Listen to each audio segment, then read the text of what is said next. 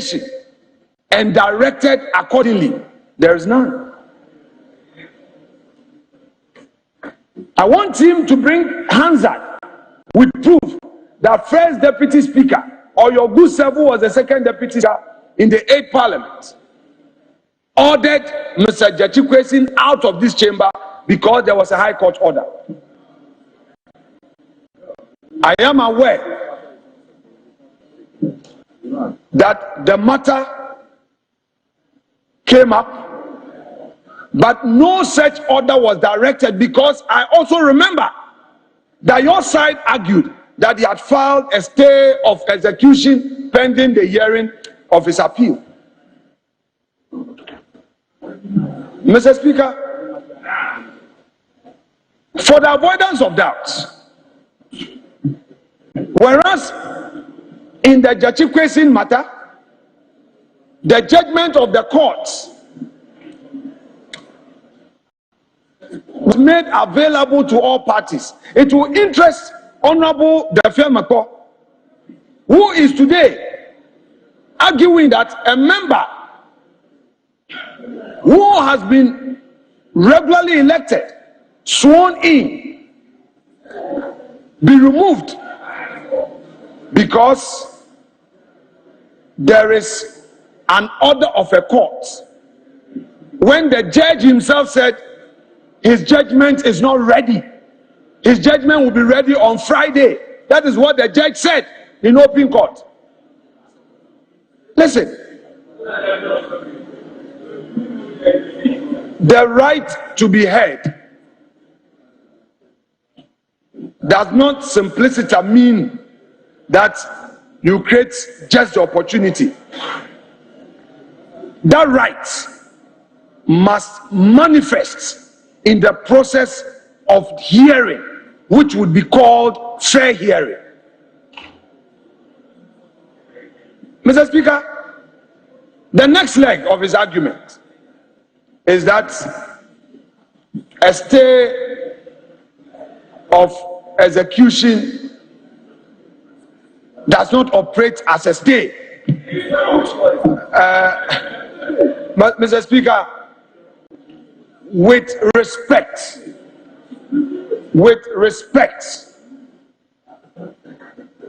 I have spent years in the courtroom. I have been a active practicing lawyer in the Superior Court of this country. And I know my friend to be a practicing lawyer as well.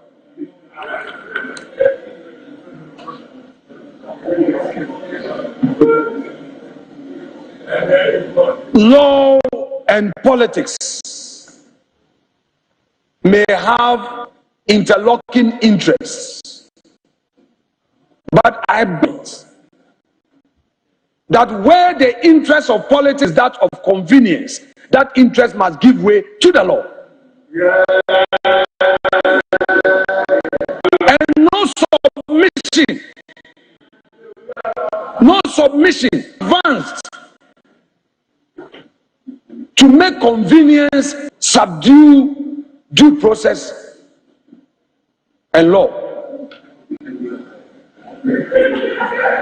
Mr. Speaker, what the Honorable Dafia Mako is directing you to do is highly inappropriate, improper. And Mr. Speaker, he adds on to his submissions with a very dangerous precedent. A while ago, though I said it on a lighter note, he was concerned that such words, such phrases ought not to be used. And I agreed with him. How do you, as a leader, in making your case, create an impression that this is a chamber of brow? This is not a chamber of brow. This brown chamber. We all discuss and Jojo. to say that it will not happen, we will not allow. No.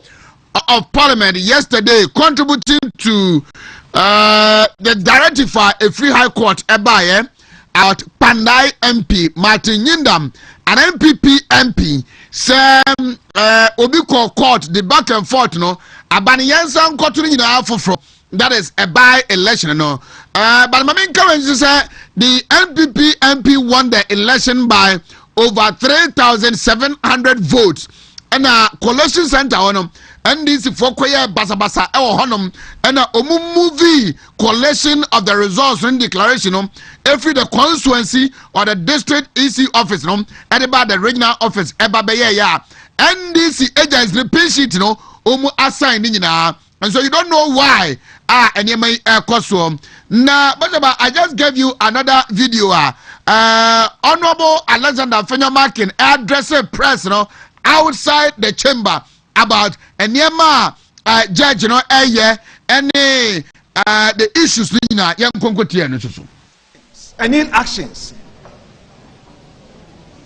to serve the interests of whoever their paymaster is has the tendency of destroying our peaceful republic. We will not mince words. They can to call us one by one for a so-called contempt of courts. We are not afraid. We are ready to be in Sawom, so-called contempt. The world will see their disgraceful conduct. We will not sit aloof and allow them to undermine the very rule of law that they are supposed to protect. How can a judge who calls himself a judge in court and misconduct himself in such a manner and expect the country to be quiet? Now here it becomes even more extraordinary. This order, an order with massive legal and democratic consequences, was pronounced without the court's full judgments, as I've stated supra. There were no written reasons, no factual findings, no legal analysis, just a naked directive issued into the public domain. And the whole constituency is now being told that there must be a rerun. I am a practicing lawyer of experience at the bar. I understand that courts occasionally deliver rulings with reasons to follow. But such a practice is the exception, not the rule. And it is never acceptable approach when the stakes are this high. Thanks to Joy News, and you pick this feed and so every year.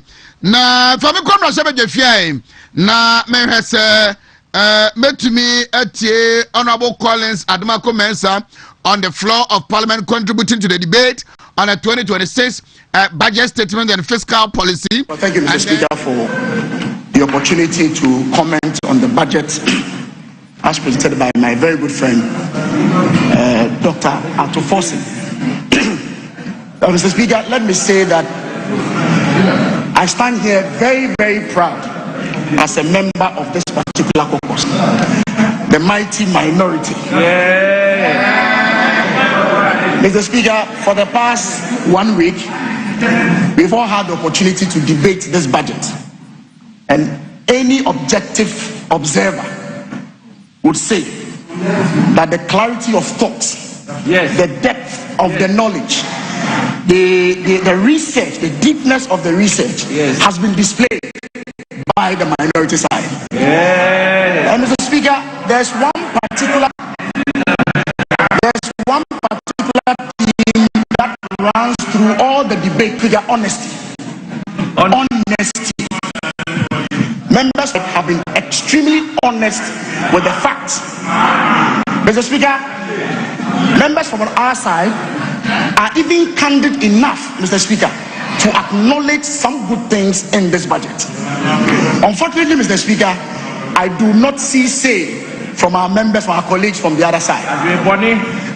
All the debates that we've listened to from the majority side, none of them are acknowledge the efforts by the Nana Addo Dankwa Akufo-Addo government. All of them. They failed to acknowledge any good thing that occurred in our government. Mr. Speaker, a few months ago we were told that 157 containers have vanished from the port. The issue, Mr. Speaker, was debated in this house. And I recall the majority leader, Thomas Rowe. How can containers develop wings? They've all moved away. I remember the minority leader advised that they should take this as an opportunity to embark on major reform within the energy sector. Mr. Speaker, thankfully, the energy minister listened to good advice. Today, after months of prayers and fasting, the containers have suddenly developed new wings.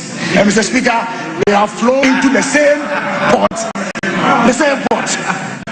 This is what I'm talking about. Honestly, Mr. Speaker, I hear the finance minister with a very smiley face,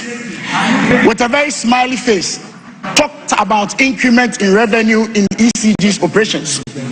Mr. Speaker, that is true. Some increment has occurred.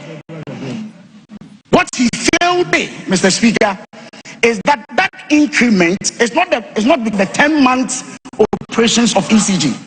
Yes. What he failed to tell you, Mr. Speaker, that within the past 3 years, before the NDC came into power, the reliability improvement project that was begun by the Nana Addo Dankwa Akufo-Addo government saw to the BBNE substation constructed. Yes. The Dabuase substation constructed. Yes. The Awasu substation constructed. Yes. The Sewa substation constructed. Yes. The Tafu BS done. The Takrady port switching substation constructed. Obuasi BSP substation constructed. And Mr. Speaker, the Kwando substation upgraded. These are programs that were embarked by the previous government that are yielding results today. Mr. Speaker, the minister failed to acknowledge that the system automation project that saw to the construction of the SCAD system and the VITT centers in Accra, Tema and Takwa were all completed under the Nana Addo Dankwa Akufo-Addo government. Mr. Speaker, the technical loss reduction program that was embarked by the Nana Addo Dankwa Akufo-Addo government that led to 1,858 LV network extensions completed, 1,345 system improvement projects completed, and 1,347 upgrading of distribution transformers completed. Yes. All these things were done under Nana Addo Dankwa Akufo-Addo government, which is what has led to some of the improvements we are seeing in the energy sector. Honestly, Mr. Speaker. Mr. Speaker, they failed to acknowledge that the commercial improvement project that led to the ECG Power App improvement, Haptel, my brother talked about it a few months ago. And Mr. Speaker, interestingly, that led to 1,078,181 smart prepaid meters installed by the end of 2024. Yes. Mr. Speaker, there is nothing wrong in acknowledging the efforts by your previous administration that is leading to some improvement in revenues. But Mr. Speaker, I dare ask, is this 90 million revenue even the correct figure? Because the audited financials of ECG is there for everybody to see. In fact, the 1 billion figure that my minister talked about was achieved as far back as 2024. Yes. The total revenue of ECG at a close 2024 stood at 19.3 billion. Listen. Mr. Speaker, a simple calculation will tell you that the average on a monthly basis was about 1.8 billion. So this is not the first time ECG is recording revenues in the billions. Mr. Speaker, if you increase tariffs close to 18%, what do you expect? What you expect is revenue increase. What you expect is revenue increase. If you burden the Ghanaian people with a lot more tariffs, you should expect some revenue increment. But Mr. Speaker, I want to take you to paragraph 505. And it states, the ministry is implementing a national street lightening program to enhance safety and visibility over 1,900 solar street lights have been installed in Ashanti region, with an additional 10,000 smart units to be procured in 2026. And Mr. Speaker, when I saw this, I was a little bit alarmed, because the members of the Energy Committee were informed of this particular program on the 10th of November. And Mr. Speaker, I'm prepared to tender this in as evidence. This is a letter from the Ministry of Energy and Green Transition, dated 10th November 2025. The budget was read on the 14th of November 2025. Now, this particular letter on the 10th was written and addressed to all regional ministers. And Mr. Speaker, the heading I put: rehabilitation or installation of street lighting systems in regional capitals. And Mr. Speaker, it's very instructive to note paragraph 3. It says, as part of the project implementation arrangement, the ministry will officially launch and hand over the project site to the contractor on Wednesday, November 12th. Very instructive. The letter is dated 10th November, informing regional ministers that this particular program will be launched on the 12th. Then the finance minister comes to this house and tells us that within 2 days, 1,900 street lights have been installed. Mr. Speaker, I have the official. Mensa Collins, Efija Kwabre North MP, a former deputy minister for the Ministry of Energy, and on the floor of Parliament, all year argument on the 2026 budget. Now, also, and was say, what are the names of Mobeka? No, the original so a amnesty. Nucredie, say, Adiana a blue, a white, a white. Now, Odom Kumano, woman Ankoma Omadi, our 2026 budget in Yamuno, Om the Nucredie, and Adi Ankomo, to the extent that, and never been poor.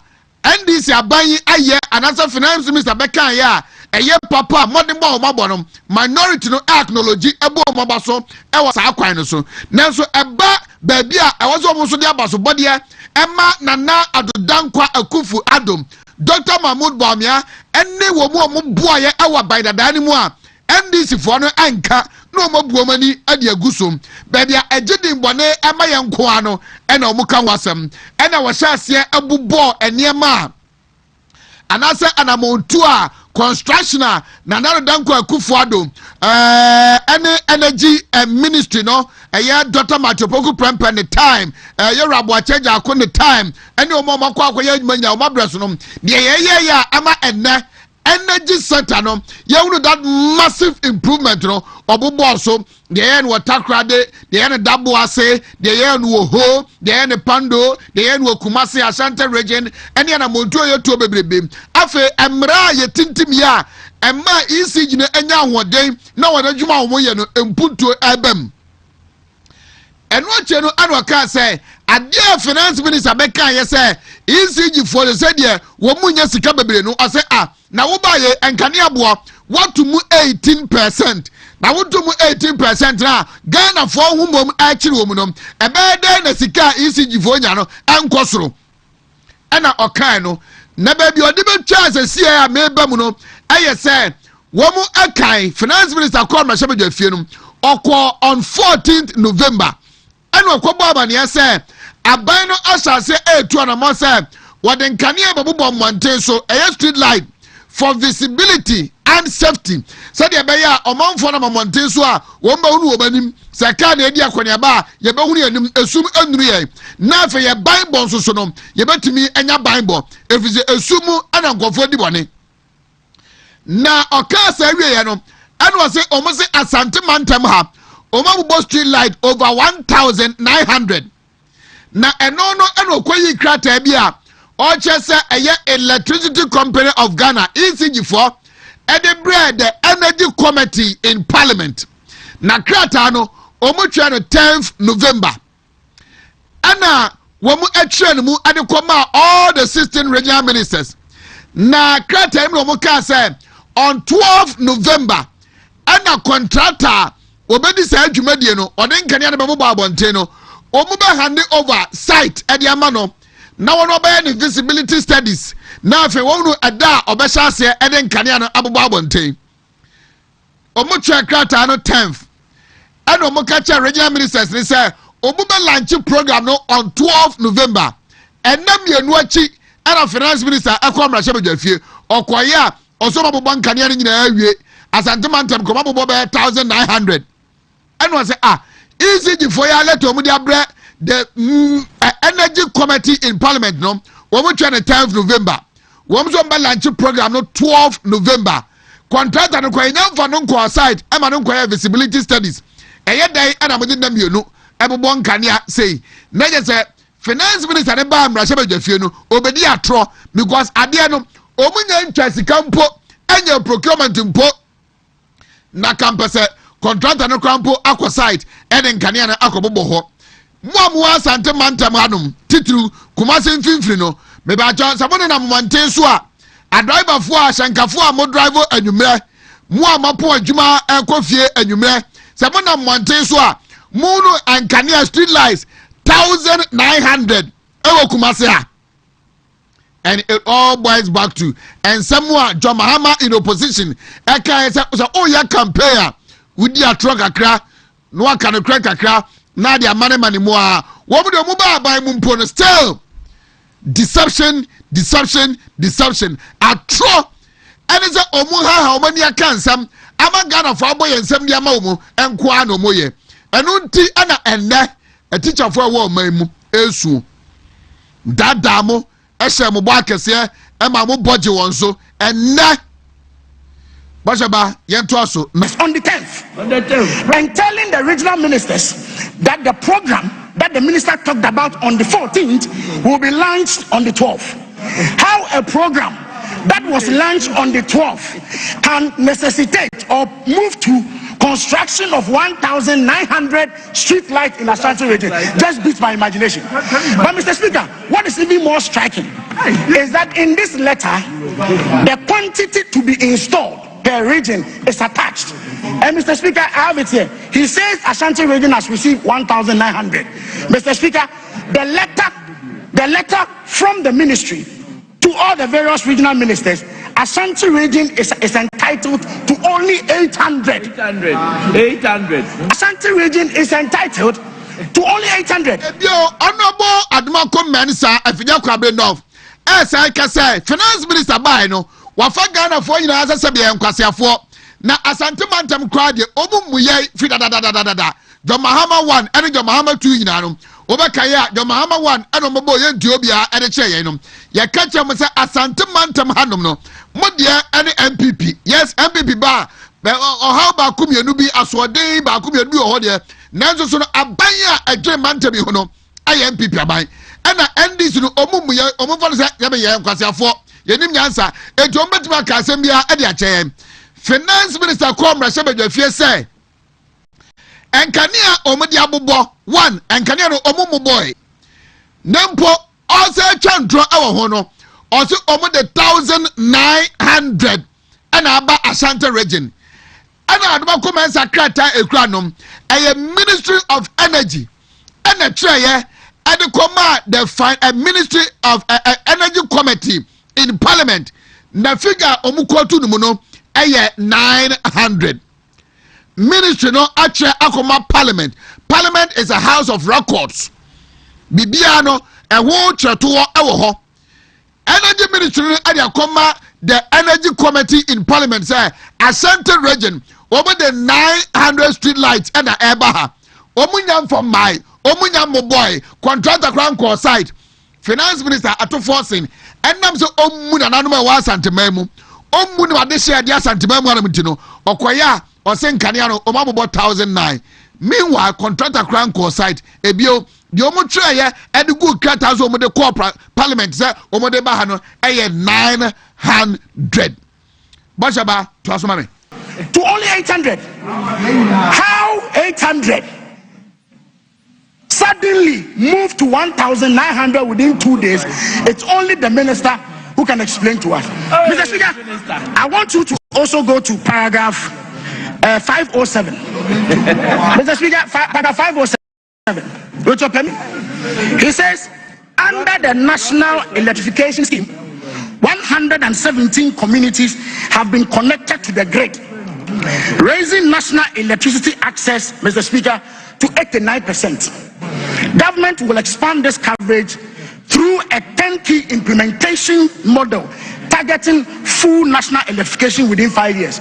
Now, Mr. Speaker, this is quoted in the 2026 budget that the minister intends to connect 117 communities in order for the electricity access to get to 89%. But Mr. Speaker, ironically, Mr. Speaker, if you go to the 2025 budget, which was presented by the same minister, Mr. Speaker, on paragraph 568, the 2025 budget, the statement reads, and Mr. Speaker, with your permission, Mr. Speaker, the Ministry of Energy and Green Transition is committed to achieve universal access to electricity. Under the Rural Electrification Program, a total of 276 communities were connected to the national grid in 2024. That's the catchword. Increasing the national electricity access rate from 88.95% in 2023 to 89.03% in 2024.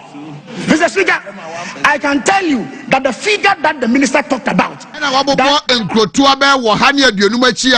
was say 2026 budget, Eddie and Kania Ebe Kohonum, na Nkrotua Ewa Memua, Omanya and Kanian, Wahamabu Penum, you're moving from 89%, Eddie Akobe 90, only 1% back home. And no, and Adamako Mesa Ekofa 2025 budget. Onwa finance minister no eba mashaba jofino ba kenkaye and anomu all kase 2024 na nadu address no eyade wotu anamo eden kania ekwo nkrotu abi mu a percentage of national grade woman wa connected to national grade no a move to 89%. In 2025 no finance minister beka say abanda da no at the percentage no ko 89%. And then 2025 work out 2026 budget him say afei na ono finance minister no John Mahama energy minister Oma buying no mobile no omuba movie the percentage of national grade connected to national grade no from 89% they are 90. They say omuba 2025 and Oma baye and they do 89% no wabra ono ankasa the budget statement in 2025 no okani mu say Nanado abo modi edu 89% in 2024, and that is why Admako Mensa premised his conversations and his contribution on honesty. Yanko na yanko another member of parliament from the minority side no eso. Now going to get to 89%, the Nana Addo Dankwa Akufo-Addo government by 2024 had already reached 89%. And I'm not the one saying it, Mr. Speaker. It is in their own budget, the 2025 budget. They had already acknowledged that the Nana Addo Dankwa Akufo-Addo government had already reached 89%. In fact, in the 2025 budget, they promised to move that 89% to 90%, which is the universal access rate. So they should just acknowledge. That is why I talked about honesty. Honesty. Mr. Speaker, they should be candid enough to accept that the Nana Addo Dankwa Akufo-Addo achieved a lot.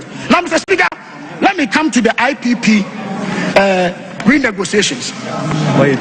Mr. Speaker, the minister talked about some savings within IPP renegotiations. Mr. Speaker, it's interesting. First of all, I want to thank the minister for now accepting that the contract that they signed between 2012 and 2016 needs some improvement. This is exactly the point we made about take or pay. Indeed, the Nana Addo Dankwa Akufo-Addo government was saddled with about $600 million a month in debt because of these IPPs. Mr. Speaker, the question is, who renegotiates a good deal? If it's a good deal, why do you renegotiate? If it is a good deal, why do you... So, Honorable Admako Mensa Ebio, Efa Finance Minister, Onwa Numasam Awaka, Ewo budget of the Baye 2026 budget team. And was say IPP no independent power producers. Ankwankwa omu produce power ema ban ato.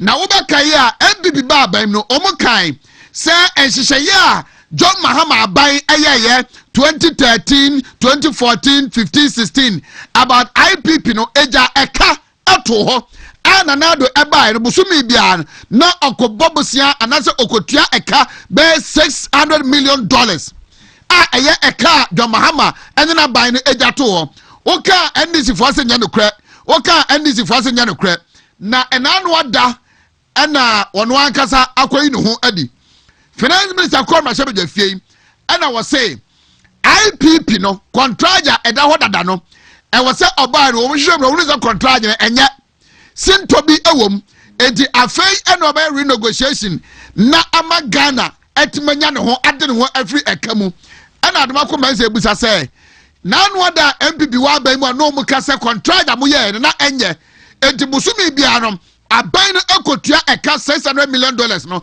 na mo say enye no kre na mo say eye papa na eye papa adai na enne waba parliament na wachi atwam no na obaka chom say contract no okoye renegotiation for Ghanaians to have a better agreement no because a contract eye papa no eye dai na eye renegotiation na obaka ya IPP no eye 2014 15 16 and John Mahama finally you cannot cause the problem, get plans to reverse it, and want us to give you credit for that. No. Mr. Speaker, it will not happen. In fact, Mr. Speaker, if you look at Senate, it was signed in 2013, Sano Asogli 2014, Car Power 2014, BX Solar 2014, all these IPPs were signed under their term. If today you want to renegotiate a bad deal, just be honest. Be honest and acknowledge that you did a bad job. You did a bad job and now you want to reverse it. But Mr. Speaker, I want to conclude. 2 minutes. I want to conclude and say, we from our side, we are not going to be a destructive minority. No. We are always prepared, Mr. Speaker, to critique when necessary and profess solutions when necessary. And in all these debates, Mr. Speaker, everybody has seen that the mighty minority, the mighty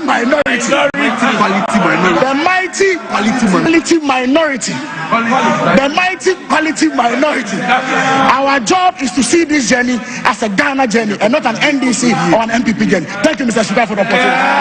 Adamako Mensah is the member of parliament for the good people of Efija Kwabre North, a former deputy minister for the Ministry of Energy. He is on the Energy Committee in the 9th Parliament. Ono ana woten nkano. Mami enjoy. Mr. Speaker, if there's anything that as a country, if you want to really keep that psychological contract between us and the very Ghanaians that gave us their mandate, is to tell the truth. Mr. Speaker, it looks as if propaganda economy is becoming an exclusive economic policy in this country, used and perpetrated by my brothers from the NDC. Mr. Speaker, I would like to make this emphasis clearly, without any ambiguity, that the present state of our economy, the present government has no hands in it. Nothing. Absolutely nothing. Zero performance. Mr. Speaker, I'm saying this not to also say that they have failed. I will not say that. I want to be honest with the truth. Mr. Speaker, the only disappointment here is that they lie to Ghanaians. They use propaganda to deception, communist inferior tactics for Ghanaians to believe that they will be better managers of our economy, which they have not. Mr. Speaker, I have your own budget statement here. My statements are going to be underpinned by what they put here by Dr. Atofosi, my own brother. Mr. Speaker, I'm saying this because they go around saying that they have been able to manage the economy of our country this year so well. that sometimes, sadly, I see glaringly some professors and doctors that either they are displaying intellectual dishonesty, ego trips, or suffering from unconscious incompetence, and they want to support this misconception that the present government has managed the economy well. That is palpable false. We need to accord Ghanaians the needed respect. Mr. Speaker, I'm saying this. It's from their own budget. 2020 world inflationary rate in terms of growth was negative 2.7. 2024 it went to 3.3. 2025 3.2. Sub-Saharan Africa 2020 negative 1.2. 2024 4.0. Then 2025 4.1. Then let's come to Ghana, and this is where the lies of the NDC are being exposed, and Ghanaians should listen. Honorable Member, withdraw the lie. Mr. Speaker, the deception and the propaganda. I just asked you to withdraw. I've done so, Mr. Speaker. But the deception and then the propaganda that they are using to deceive Ghanaians and influence their decision-making processes are here in their own budget. Mr. Speaker, page 5 of the budget, and I have it here. 2020, Ghana grew 0.5, better than even the world and the sub-Saharan. 2024, our GDP grew 5.7, even higher than 2016 of 2.4. Now 2025, our economy is growing 4.0, and they are telling us that even 2026, what they can do is 4.8. How could the same person or the same government tell Ghanaians that they have been able to manage this economy well? I mean, economic figures are not just something like you are using your own intuition to analyze a picture. You deal with numbers, numerical, and this is what you need to look at. Your own numbers are exposing you, and these are lies. Mr. Speaker, I want to accordingly ask, they should have been able to tell us which of their flagship programs or policies have contributed to the growth of our economy. I am asking, what is the percentage of the government spending this year that we see in terms of numbers in our GDP? What is the percentage of the 24-hour economy project in our GDP? Zero. What is the percentage of the big push to our economy? Zero. Mahama Care, respectfully, I'm not using that name because he's my president, but they say Mahama. Zero. NDC government has virtually done nothing this year economically. Nothing. Mr. Speaker, I'm saying this because economic process is not an event. Last quarter, last year, Honorable Otufosi came here with this budget, and he stated all the economic figures. Inflationary rate have been reduced from 54.1 to 22.9. Exchange rate from 54 down to about 16.8. Our GDP was growing 5.7, higher than even 2016. And they are benefiting from that because we are running defensive sector economic market. And they should understand that there's a lag period. So what Ghanaians are enjoying today is got nothing to do with the NDC government. Mr. Speaker, come to the exchange rate. What are the independent variables? What are the factors? One, we need to look at the primary balance. We need to look at our GDP growth. We need to look at our reserve. They were all doing better 2024. Two, by December 2024, we had put in our coffers over $500 million because of what we did. The syndication process or policy that we domesticated in our country. Mr. Speaker, by January 2025, we have put over $1 billion. What has NDC government done about our exchange rate? Nothing. 2, we had had a very peaceful elections, and for that matter, we had had, yes sir, we had had a very peaceful elections, and as a result, it has attracted the interest of investors. 3, America had engaged in, terrorist war with its partners from the Asian countries. The NDC government should tell Ghanaians one policy they put in place. One, economically. They've not done anything. And I think the earlier they told Ghanaians the truth, that managing the economy of this country, the NDC has no idea.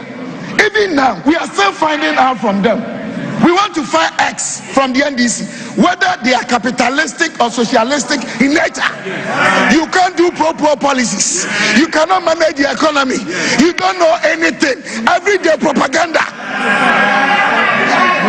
And you'll be exposed. Mr. Speaker, this is inflation rate from their own budget. 2023, because we have been reducing the inflation rate, we reduce it within 1 year by 16.3. The NDC, they've done 16.6, which means we've done better. Mr. Speaker, then we want to come to the most important aspect. Mr. Speaker, when it comes to managing the economy of any country, Mr. Speaker, how can the two leaders be up at the same time? Honorable Stephen Amwa, few minutes. I've done so respectfully. I've withdrawn. Mr. Speaker, all that I meant was my brothers are rather suffering from unconscious incompetence. And some of them are displaying intellectual dishonesty or ego trips, and they are all distortions of public information to put elements of adulteration in decision-making processes. Mr. Speaker, I want to come back to this. Anywhere in the world, if anybody, any government, whether in Asia or Africa or America, is starting itself for managing any who is that shouting? Well, Mr. Speaker, what it means is that our problems with our physical space, which our brothers from the other side should have given us clearly any path, nothing was done. 1, Mr. Speaker, Ghana is a country that we are practicing negative effective tax rate economy. And what it means is that we are always having ritual deficits. Come and check their own revenue. They are talking about not meeting their revenue targets in their own statement. I didn't write. It's here. 2, number 1 problem confronting our fiscal space is our debt sustainability challenges. We reduce it from 80.4 to about 61.3, and it's coming down. They have not put in place any discretionary policy to do that. And these guys, apart from the statutory expenditure, they've not done anything. Right now, they are talking about the VAT. They are saying effective and former Deputy Minister for the Ministry of Trade and Industry, a former Deputy Minister for the Ministry of Finance, MP for Inshayeso, Dr. Stephen Amwa. Okay, Basha, can I have Lawyer John Darko? Of the budget statement. This is what the finance minister told the people of Ghana. He said, Mr. Speaker, with your permission, he said that, Mr. Speaker, government has expanded the free SHS program to include 70 private schools through the computerized school placing system to eliminate double track system. Ongoing projects in the public SHS will be completed to facilitate a full transition to single track by 2026. So, Chairman of Education Committee, what you are saying, what you are telling the people of Ghana is completely different from what the Minister for Finance told us. And so you were just misleading this house. The budget is so clear. The Minister for Finance heard it. 2026, and you are here telling us 2027. Who should we believe? Should we believe you or the Minister for Finance and Education? Who do we believe? It looks like this is a confused government. But Mr. Speaker, I will go on. Leader, let's hear you. Thank you, Mr. Speaker. I hope I get my time back. So, yes, Mr. Speaker, just to make that point again, last week, the Minister for Education was very emphatic about these 2 years. And so, I'm surprised that the chair of the Education Committee will come here to contradict the minister. And even in the budget, the Minister for Finance is very clear that this is going to start next year. So we want to see the consistency from the side of the government. At this point, it looks to me that there is no consistency. But, Mr. Speaker, I would like to move to the energy sector and deal with some of the issues raised in the budget. Mr. Speaker, with your permission, if I may read paragraph 861, 863, and 864 of the budget as presented. Mr. Speaker, the Minister for Finance made some startling revelations in my view. He stated, Mr. Speaker, with your permission, if I may read, he said that in line with section 27 of the PRMA, the Investment Advisory Committee on Investment Policy and Management of the Ghana Petroleum Funds. Mr. Speaker, as a people, we really need to understand when we say petroleum funds, Ghana Petroleum Funds, it includes the Ghana Heritage Funds and then the Ghana Stabilization Funds. Now, the Minister for Finance is saying that he's been advised to move this Ghana Petroleum Funds into another investment. Mr. Speaker, at paragraph 863, this is what he had to say. He says, under the current legal framework, investment from the Ghana Petroleum Funds are restricted to low-risk foreign-denominated securities issued by entities outside Ghana, such as the World Bank, IMF, and other top-rated sovereigns. That is the case, to protect the wealth of this nation, the savings of this country. But he goes on to say, in paragraph 864, that unfortunately, according to the Minister for Finance, this approach has yielded very little returns.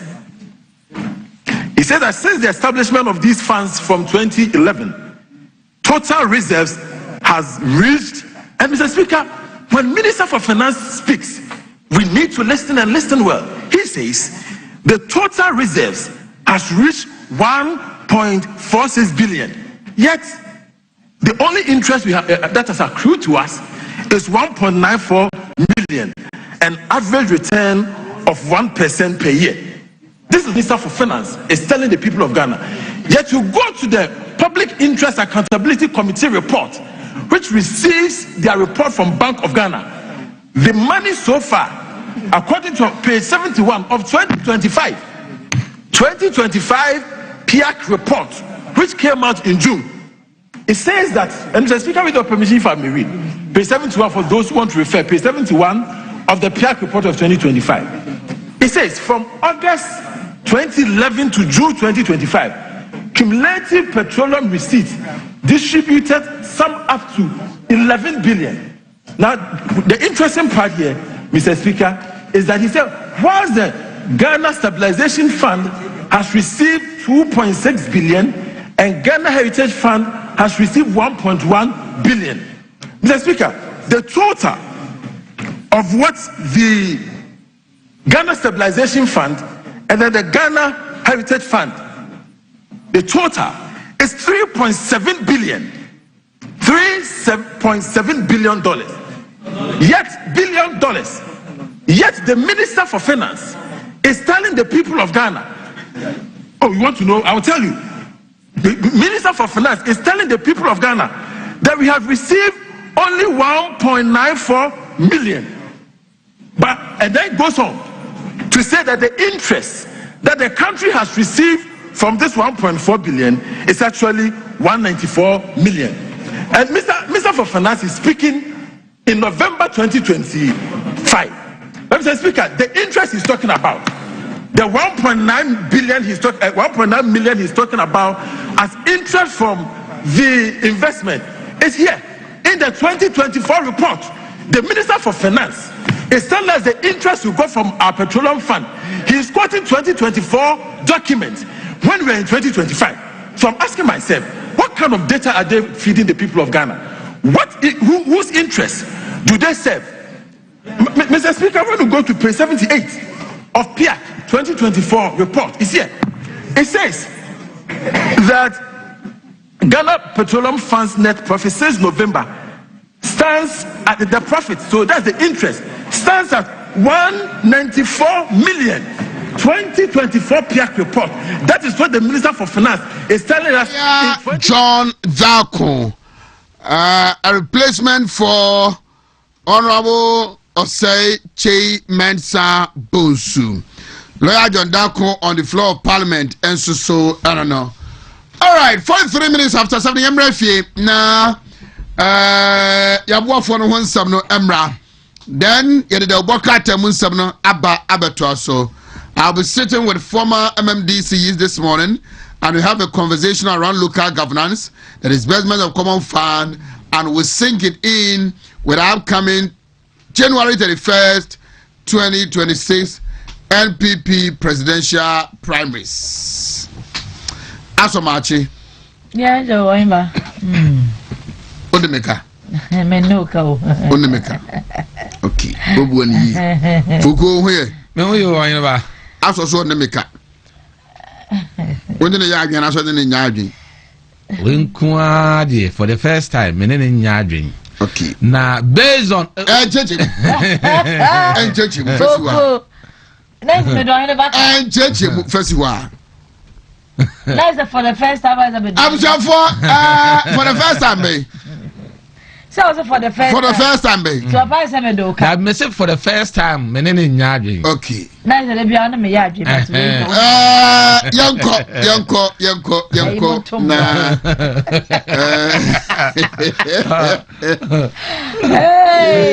I see they do what you are. No, yeah, bow. Merry Christmas. You are too. You cool? Tiabedi Bronya. Oh, okay. Remember, Subronya, the Obedi Pao.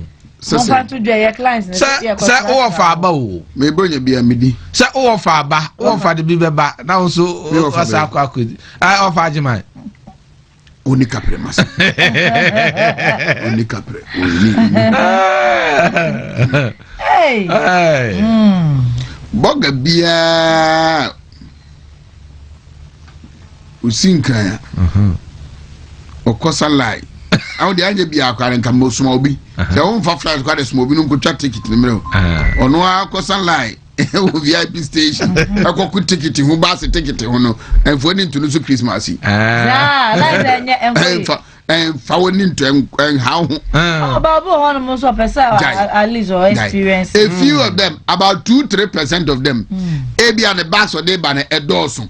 It's the excess near the idea to our airport now. But Mr.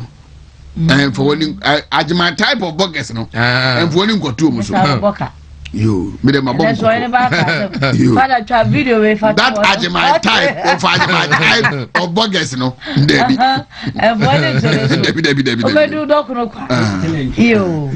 Young Yabba Yaba. Yabba Wadru. Now I don't pay a dread chassis. Exodus Moringa capsules and Exodus Dandelion capsules. Also, the other power no Moringa capsules in me. Dandelion, and you Moringa me, Dandelion. I feel you may I and Sawati. Nayan Sasiatica, diabetes, any pressure. Ya the wood wire can you never come and want on a drone one meta. Ya come from a soccer be a trade with Dobia Benabia Tonet, Miabo, and Penphone Dianon.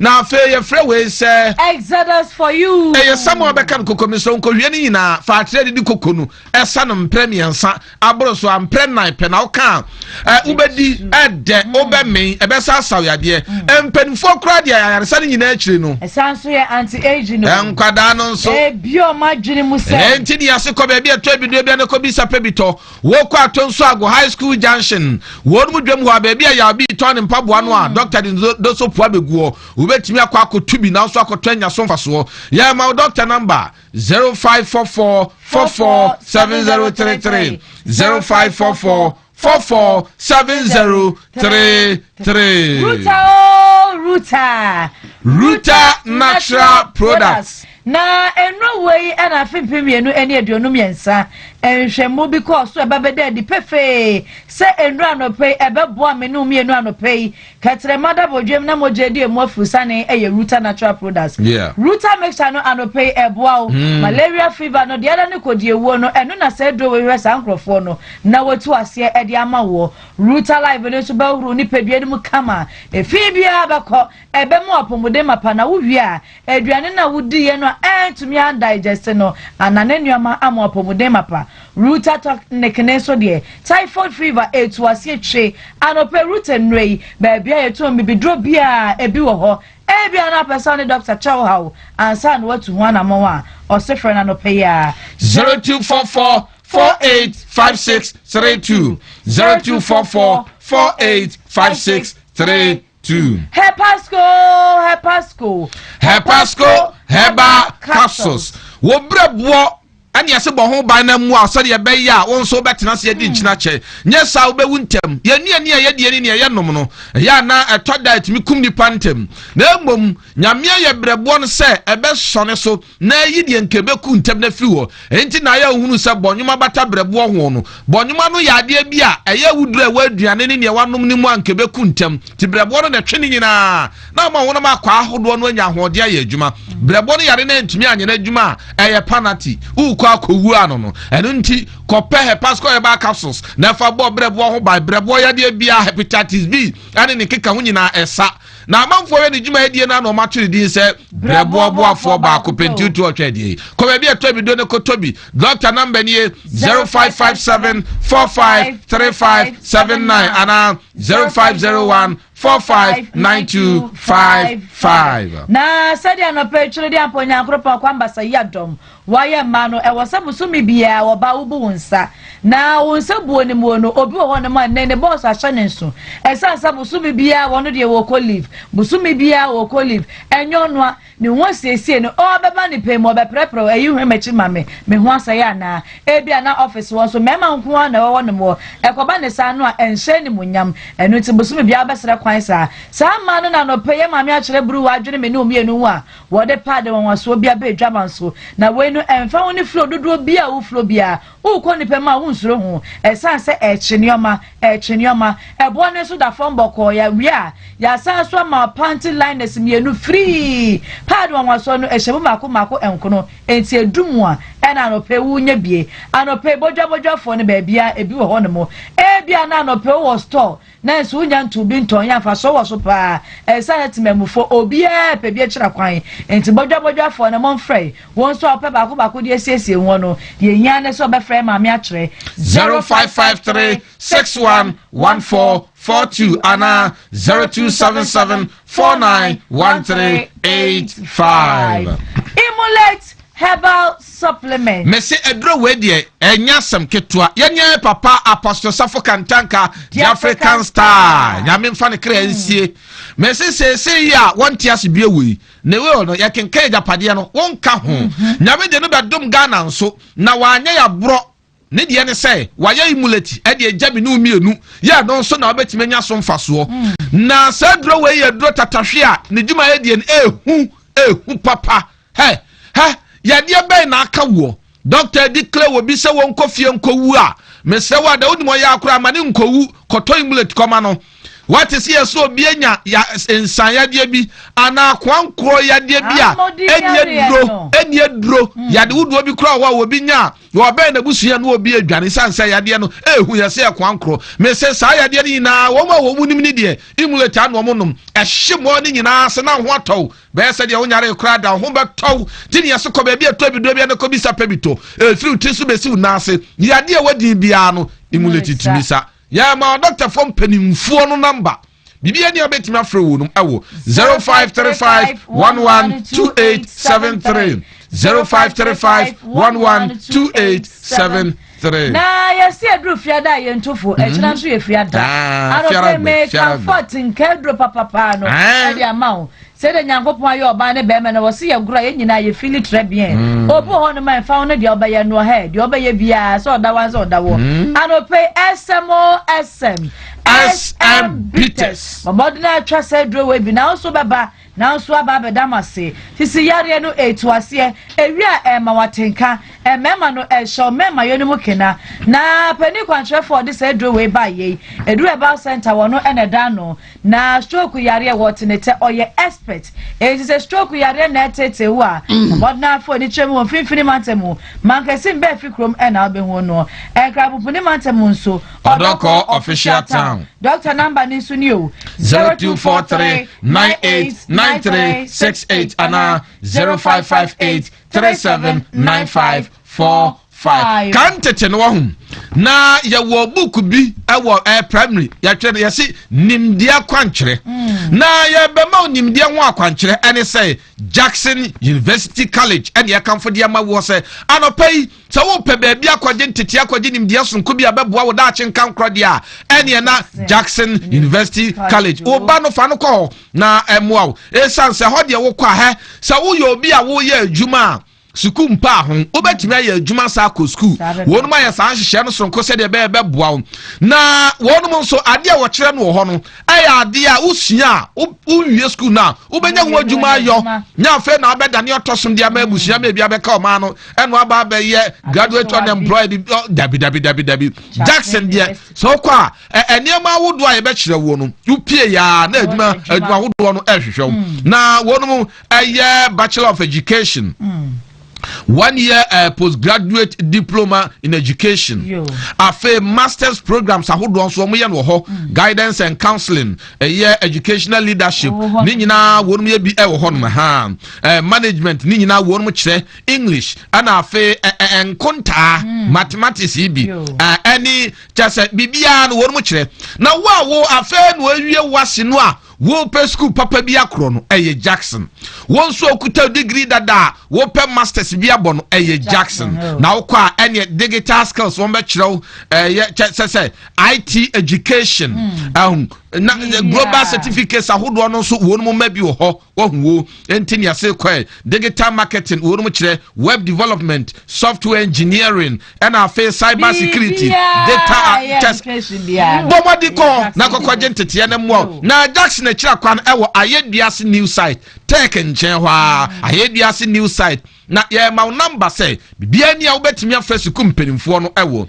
0201 260290 yes sibio 0201 260290 na anope wonso de wi ana abo no ehhehye wo obi be de wi na ne boye ne chewchew obi so be wi na ne bofuno no ni nyina say ye osansusan so obo no mo so ekwa be de no anu wo su esan say obedi de chese ne yemu be wo ne mu be fika no ekwa mo so e ba be de no aduane kotom we eno so ya asem trese wo de bibia efa ye funu wo bia no odi ewushemu bia Haxa mixture and the capsules and a bow on a pay. Way a year do was so a boat memofor. Na a drove or beer one numbia now what also Yaribia. A son said not under cronqua or num said to be a 2 city. And Nate memofor son is suffering in a say. All Satan full. Yes. Ye yan so back drugstore be an aquapebie. And now say a be an upper son the doctor train common soa. Or so would your friend way. 0240 238310 ana 0203822855 Kitima Kitima Heba Center eho aye wayare safie tatahwe enamu nsaya de ni nyina fakoho so ikotibia ensuate enida so ne nsan na de so hunu ni sai enamu nsaya de ntimi sai awuri ni na etimi so esai chese wawo ana etimi so ediform akwada obewo no no so on person sunsan so we nyina ne aka ni nyina bi akokitima Eba Center won ma specialize won namu nsanya de ayaresam wo de wadi kire abu akwasa paase gawo janhye ho no mu a hona skiti ma abɔ ne sese ya wo sa manfo yade wo yade mu asɛm so ɛma abɔnten enti tutumrikai na kɔho ya ma doctor number sɛ bibie ni ya friend wo 0246914717 0246914717 Kivo 4-in-1 eye gare si kire wom katie wom ne yade ni dai awon rich Gary pa that's ramenti papa supermarket bia ebi wo hono na Kivo hot pepper ba mo ye aduane no chobafo no ndomifo no ne ma na enu aduane no no enoa no de yema o aduane ye de 3p garlic mixture anope wey eye garlic kan ena piwake fo chi munso a wo mo dia ba mesi asrafo ye nkwama wo ni pedue ni mu no anope sawodie no anoju omo wuwu anaso omo yemra wubiro yare bia ma ne home ne so baba baju ni pedua na boso eno nti na make up 3p e dia ma wo ade bia e bodi nsa yare de edro wei esa ade bia ye kwankwoku e beboa wo entina ho na ma ne nyansa mpo ansa ho kase me hu yanka eno nti anope fi bubu bia wo bia kopa bi na emo wo ban enfri nyade wa hodro ho drugstore no de ben wo no herbal shop no de wo kwa wo se wo pe 3p garlic mixture piwake phone number nini 0248928824 ana 0201000021 time heba mixture sa malaria yade eno wade so apa dia ene osuyefo ne time yan say wunya time eba mixture ebetu ase ntempa ma ho ato achekresi menum na achese ho ato doctor sha time mu kinapa ba na adwuma edie no enyansam ketua na doctor hwe ye no ase da bi na nsa wade agugu gudodo enwemu kɔ so ne yase sɛ nam nsan yade no ama madu wo a wonam so oba na nso edie mu a wonya oba emema bi nso wo a emema di ne da wo so na nso obadwuma sa mema kasa ne de wo mu ntumi nyo na ne nyina nam nsan yade enti no akwakoye time echeche ba Mr. ne kapsa dwaso no ba bia obenya bia obanum bia no ebeyi sa ha ne nyina fa ye obesima sonko na enya sam ketwa wo ya abrewa mpa obeye de ma ba ntumi nyo ana maima no nso no kope na num ya de adanse ye beba na yase ko bebie to ebido bia ne ko bisa pebito doctor number ni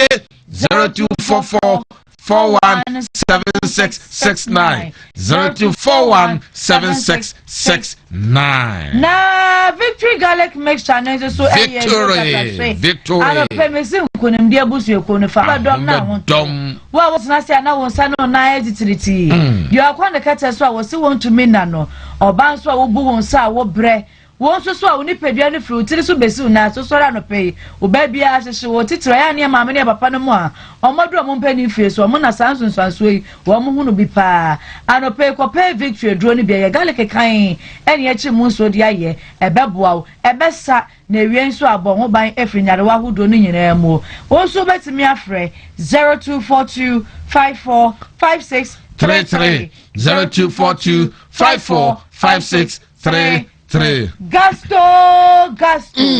Gasto mixture ye fia dia do tatahwe e kamfo dia mawo wa wuyem samfuru wa na se wanya ulcer wa chese ye funu ma ne amane biada no tutumrika ne kope gasto mixture ano de betimi age wo monya ho adansedie e ma na mo kwa fikira mo hawo ene amane no mo do tatahwe no plus mixture ano na bebuwa wo ntie fikiko mo ane amane nyina duro no afe emema nchima na so be ma bi wo wa wadwo nso awie no wogu nso awie no bonse na mo je bi na baba ne ade obi so jo so ntente antini ase ko be bi ato bi do bia ne ko bi sa pe bi to na ni nyina ye nature medics ni bia ya ma doctor number say bibia ni ya friend wo 0248778899 all right 0248 so na quick area ye meyi dia aka no enfi wona ma ntententententen dogo kata do abi jasna no pe ne de bremo ye de ntini kon sisi ne kotoje na beti na batwe na bakone na mposo naposo ne dia obetwa ntia ka no OBD ni achira say obia bedidi amen peche daily graphic so daily graphic the bokrata no interest rate to go down Bank of Ghana cuts policy rate to 18%, brings back 14-day treasury bill. All right, China ready to support Ghana's development agenda, Ambassador Thang. And then Parliament repeals COVID-19 Recovery Acts. Yanko. Daily Graphic and Opena Sama Wadiaba was say interest rate say bia kwajebusia ensi wuya yadisi one or just beba from Bank of Ghana. So policy rate no wumate so dia ba 18%. Enti no no ho asem eda ho. Anya say emra she be fie COVID-19 Recovery Act no say die. Repeal China and I won't say woman Ghana ebe share boom na won mabua Ghana any swadi buntu muno and also our honum ti ehwasem no Mami som ewo daily guide de ubo krata no eno susu emuna anope daily guide ena eno susu abe menkwa na abeko Daily guide just pon others dragged to court for contempt. RNA Kill Foundation food banks open in Kumasi after staff blows 221K on sports. Na asem de money is oyoba 221,000 Ghana cedis on sports betting. Na the odi no so far. Court orders sparks clash over Pandai seats. It's an pay class of friends also me and son and say just one any gwobuko bi kan wa content actually. The can't cover Obano de Mamusika 221 million. Akotwa bet. African Continental Free Trade Area staff. And now Oheneba so your bar. And what dear Juma Sika after Sikano 221,000 Ghana cedis. Billions 221 million. Hey 221,000. Hey, that is 2.21 say billion. Hey, what do you call bet? What do you call bet? What's about Rafa? Yo, when I was about 221K. Yo, it's Richard ni amakwe Billsman no. Any say food banks no more be amabwa demu. E was antimante mu Kumasi and Opera Krata Fat also ensia e so abohu ama. Bantama High Street Tobacco. Oh, okay. And Panda so about to ya court to ashe say and then for Duasa, yes, I don't to be on war. And one cassa who are abba and pay. Catafret also me and son so abon amani and away they say Yadikayaka after staff on the name. A China for no as easy idea one more any about what next? No. Chronicle or Ghanaian Times are now Chronicle. Ghanaian Times fund to allocate 65 million Ghana cedis. A lifeline for 90,000 special needs students. That's according to the education staff. Parliament scraps COVID-19 levy. CRI urges national policy to protect religious rights of students. That's the Child Rights International. And Korea Prime Minister confers Diplomatic Service Medal on Dr. Akoria. Yeah, say Ghana Education Trust Fund. Get fund on Education Minister and Dano Kata Feto so di mienu na ncheche mu ni na wo. Mo sanitary pad no moto na say. Wo say 45 cedis. 15 cedis abenya bi. The answer cry 18 cedis. Minister ba Parliament no. Or say atete ne maso ama sanitary pad kwa ne bo aba form 15 cedis. And a Minister of Education so sanitary pad so moto amankwala no. Almost moto say 45 cedis. Now Clementa Park where Deputy Minister of Education no. He doesn't know how much they bought the pass. But he thinks It was bought between 19 to 24 cities. Figures, you see, you think. Figures are, it should be definite. Minister, hey. And we are talking about 193 million Ghana cedis. Hey. Difference now, you can watch them no. 193 million Ghana cedis. I'm the deputy head and Musa. Yeah, man, deputy. Contractor, we need contractor. Fosia men powder. I remember what in row. Yeah, what Beman on be our yaketch, yeah. What Beman on Memman here, Swenny. Now you need Tim Dada. Fosia men powder, no, we any tin fan. Now what your friend is Shio Coco and I say Kubensu. Now just one kumu. Now, now, they are Kodo, Tonadia, or Mamma Yoniano. Would you be any tinma? Nansan. I'm saying no Busumi, yeah, friend Mamma do medical. Coco dro, Copebi. Fosia about mixer no. Malaria, dear Sebetom, I want to continue to be a Toby, Dr. Number 0244-017097 and 0552-812912. Chronicle, Bresso Sam, Nickel, Nickel. Na Yanko Yenimoy.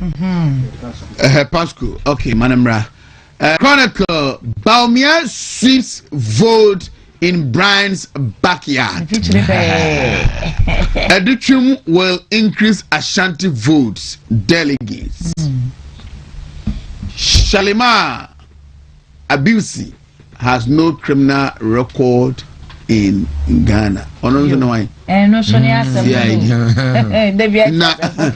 that one in the picture there.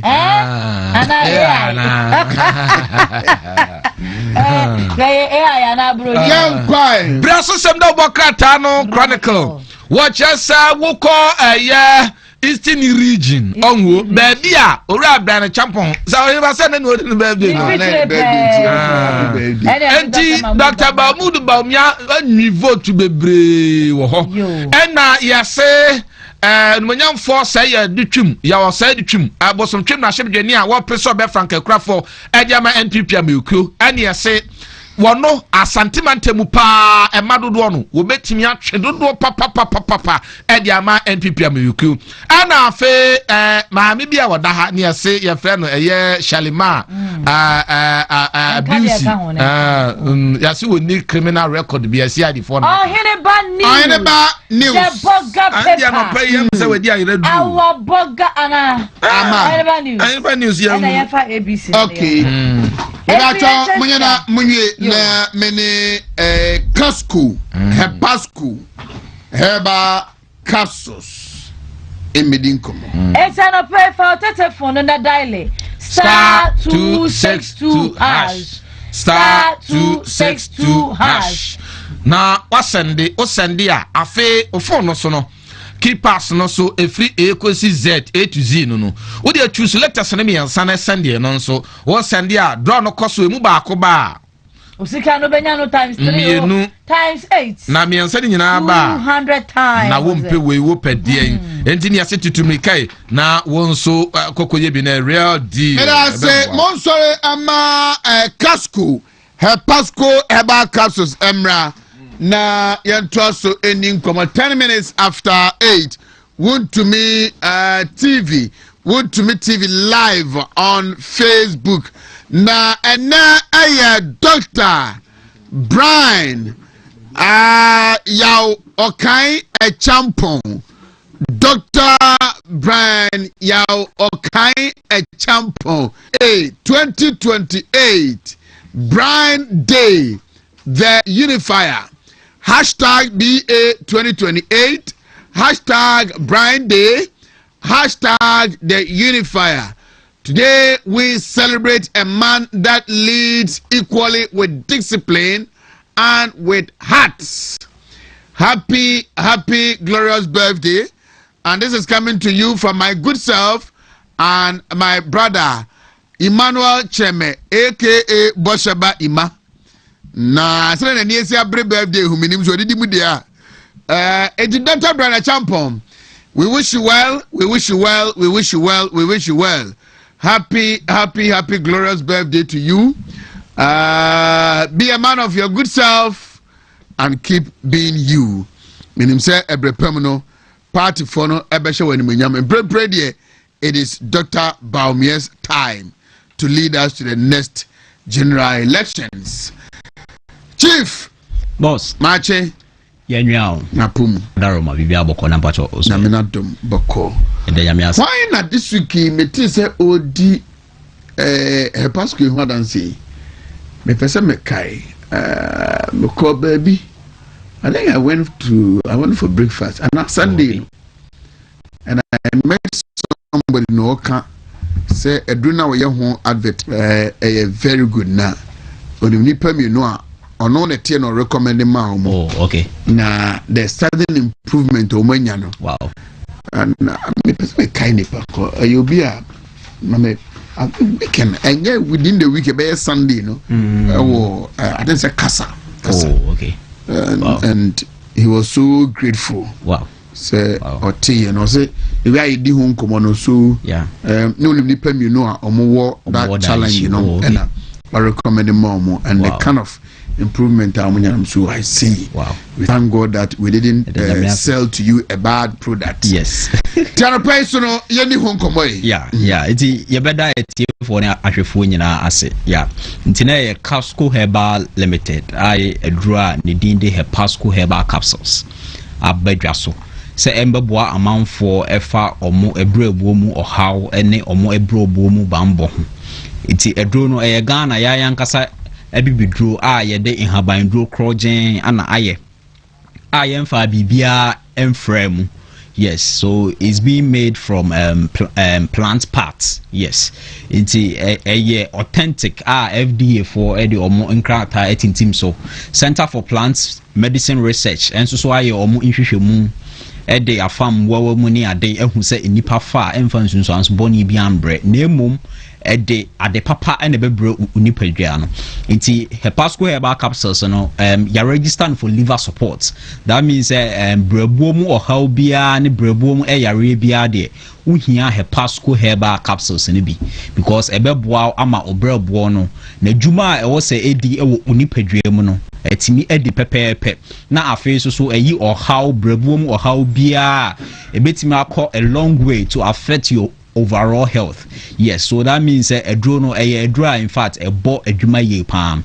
Na brebo no adwuma kese ba ko a ne say enipa bia no all the time e bia ye dan mu ana say ye asetena mu no day in day out ye prapra mu said e be ya efin ene ade a ewo edan mu no emma ye yare ana say emfa bibi boni emre ye nipadua no so day in day out ye didi ye nom ekoye nipadua na ya na ye ebusa ye ho ekwan be so ana nipadua no efa eyi efin a ewo aduane mu efin a ewo insuo mu ne ade efri ye nipadua mu. The organ are responsible for that the liver. It's a year ejuma your friend said detoxification. That means toxins, chemicals, any idea a PA we nipadua mu no. Brebo no na e clean nipadua mu nyina esiesie ye nipadua wa obi ebefa prayer ne mob e clean ono ne dem no sa adwuma no na brebo no enso so eye wo ye nipadua. That means anytime bi a brebo no adwuma no entimi enkoye ana se brebo no entimi ye na adwuma ye no there is build up of chemicals and toxins inside the body na etimi affect enyoma bebre ema ye nipadua no e de yare bebre eba betena ye nipadua no brebo no eno aso na ebiem eye responsible for nipadua no the immunity of the body. That means say unipadua no immune system no ebe strong na etimi a fight against emwawa e wo say etimi a fight against her brebo no play a particular role in it. It brebo no dey one of the important organ e wo ye nipadua ma say ohaw eba ho a say nipadua no mu enuoma bebre etimi ekachi eninti ede edro enwan waso abadwa so se obia entutu anamo no nkope Hepasco Herbal capsules ni bi ento Ghana afana nyina no yabo ahwete ba bia ye numbers no 0557 45 79 Mitimu BM 0557 45 79 Ana Afesu 0501 45 92 55 0501 45 92 55 we any numbers anytime bia obefrɛ no doctors ye no ebedi enkomo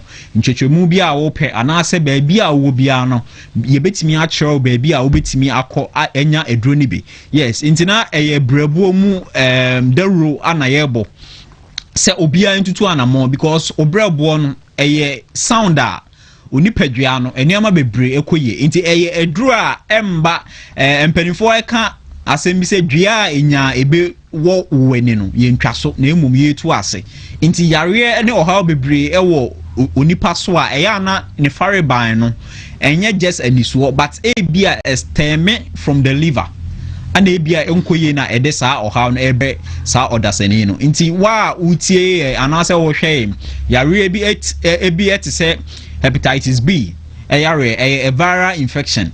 And normally viral infections is based on the body's immunity. So immune system is stronger, it may fight against it. And after so a drone a beboa a bit me clear the virus inside your body. Ama immunity no aye okay ama unipedriano wapum den aye bibia it me aye kama testimonies bebre ana amount for et DF1 wo omupeso omutu kwan ekọ amanone na enam saa yare ni ntino omo akwantu enkrata ho sem aye ohaw ni nyina no ye de omuto aduro no so within about 3 to 6 months it me clear everything from the system ema ebimo ababa be di adanse omo visa ne ade yetintim so ama omo it me call negative any ade nyina nti obi antutu anamon na onko no onko pe aduro ni bi yes nti obi a wo ene viral infection in relation to the liver biano uhia hepatoscope capsules ni bi afei obi a o battle with fatty liver disease whether it's alcoholic and also non-alcoholic wa srade ata obrebo no ho na brebo no entimi nya adwuma e wo se eye ni nyina no uhia hepatoscope capsules ni bi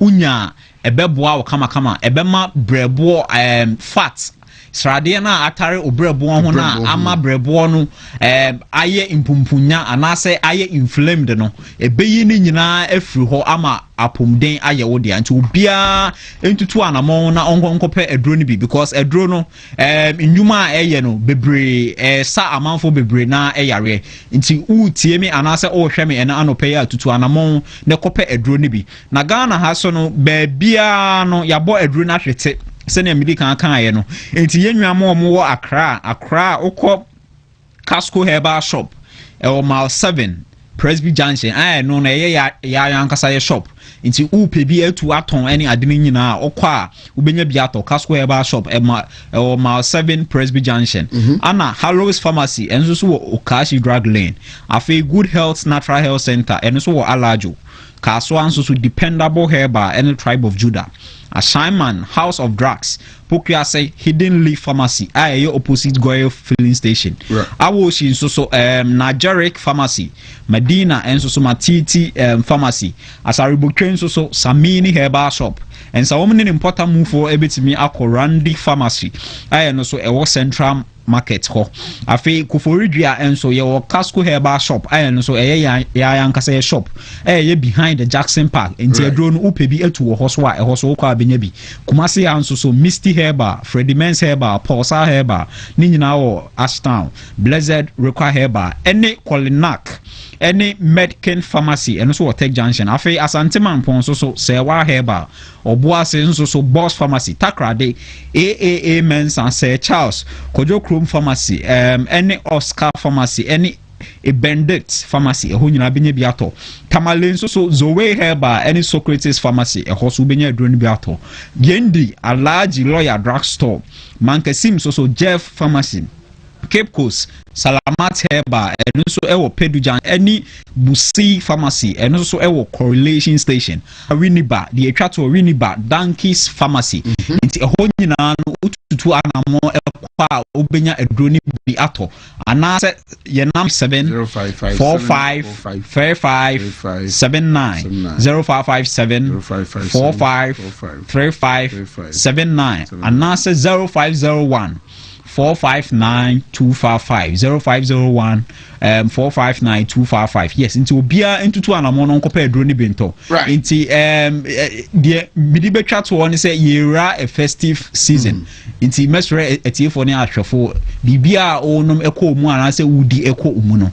Making sure so Obama weni akon because Bibiano echo fabrebo nim in this or how be a woma. Brebo no na or how no edikan attacking the first into hepatitis B, fatty liver disease, ninyina woman matter in sanum any we smoking and tintam na affect or more ebrebo nyina and asa wa onyare mpo no uhia edroni bi sa obenom amano a protect liver no ama liver no ne function na yo okay or how be an answer Arabia entimi embem ti etiefo ne ahwefo bia ntutu anamon na onkope edroni binto numbers no yedi twa so no 0557 45 3579 and that's 0501 459 255 to bia ntutu anamon na onkope bi Casco Herbal Limited Pasco Herbal Capsules. Thank you very much. Mememra fie na yemetwa your conversation so Honorable former DCC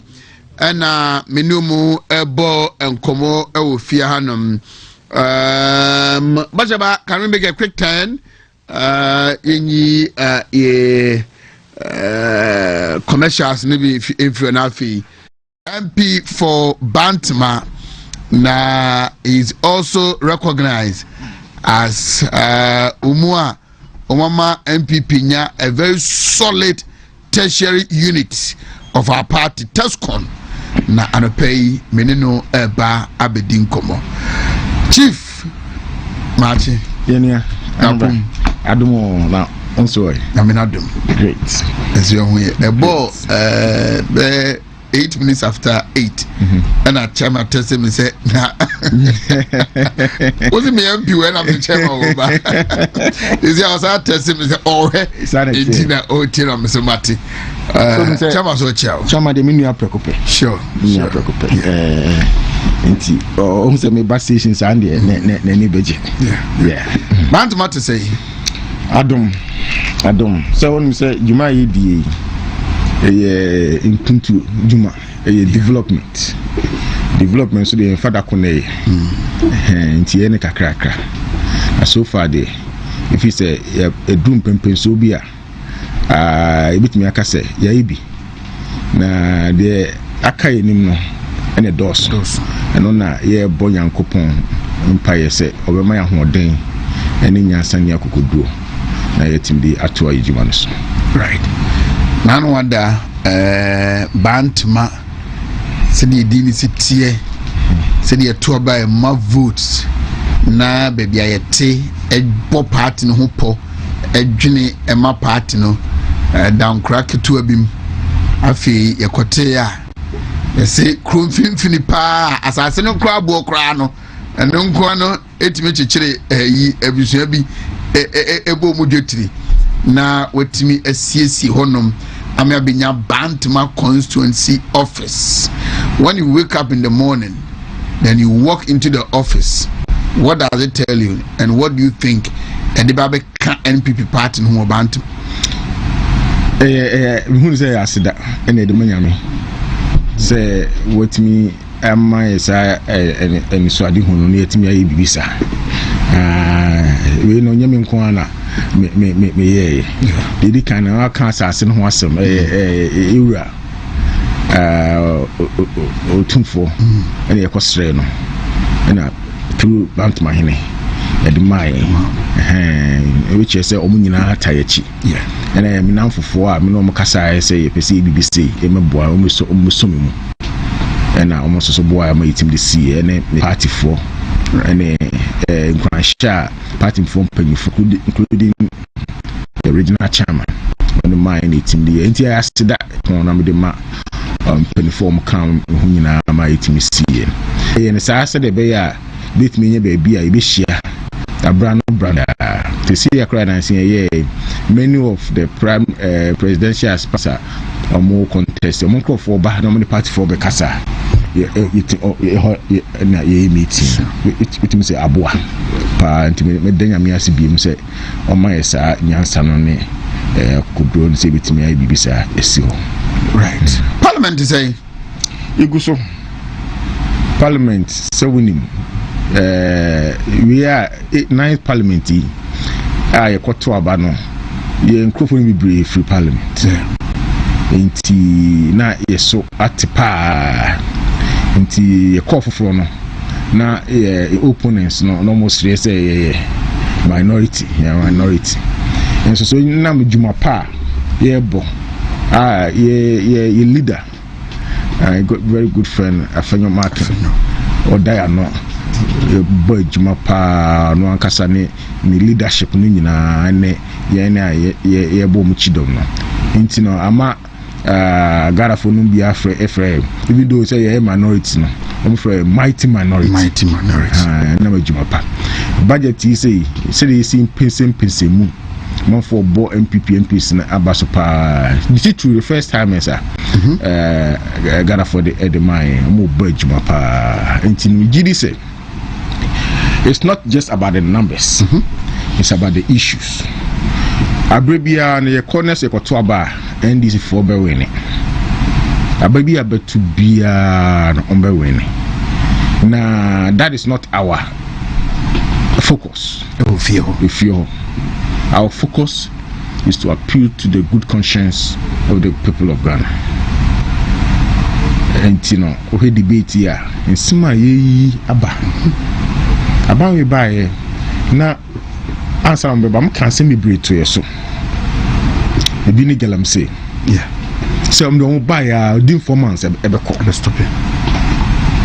I'm say at that time cry no president Nana Akufo-Addo won declare state of emergency and some buy the kind galam say no iOS state of emergency na omwan kasa no omo kana call for no omo say omo nye na say in futuro na omo to egu Ghana phone we ni enuma bebre cocoa price omo ka some bomb increase no not less than 6,000 and some buy you hu baby akodu we enuma bebre for instance mobile must be create jobs so Ghana phone nye juma nye be create jobs my two budgets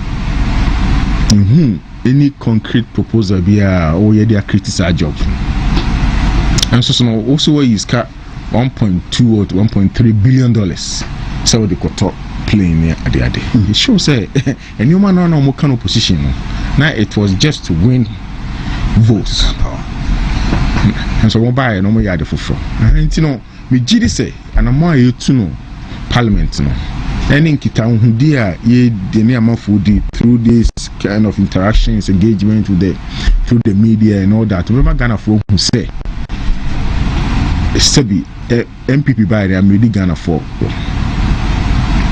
Pozu yes BKKP Benjamin Kingsley Kodia Pozu Machi Ejesuminya they say oh radida chair madam ehu ye pa such a central boni bieno party no to say oh nyame adama bibi aboko den anko mose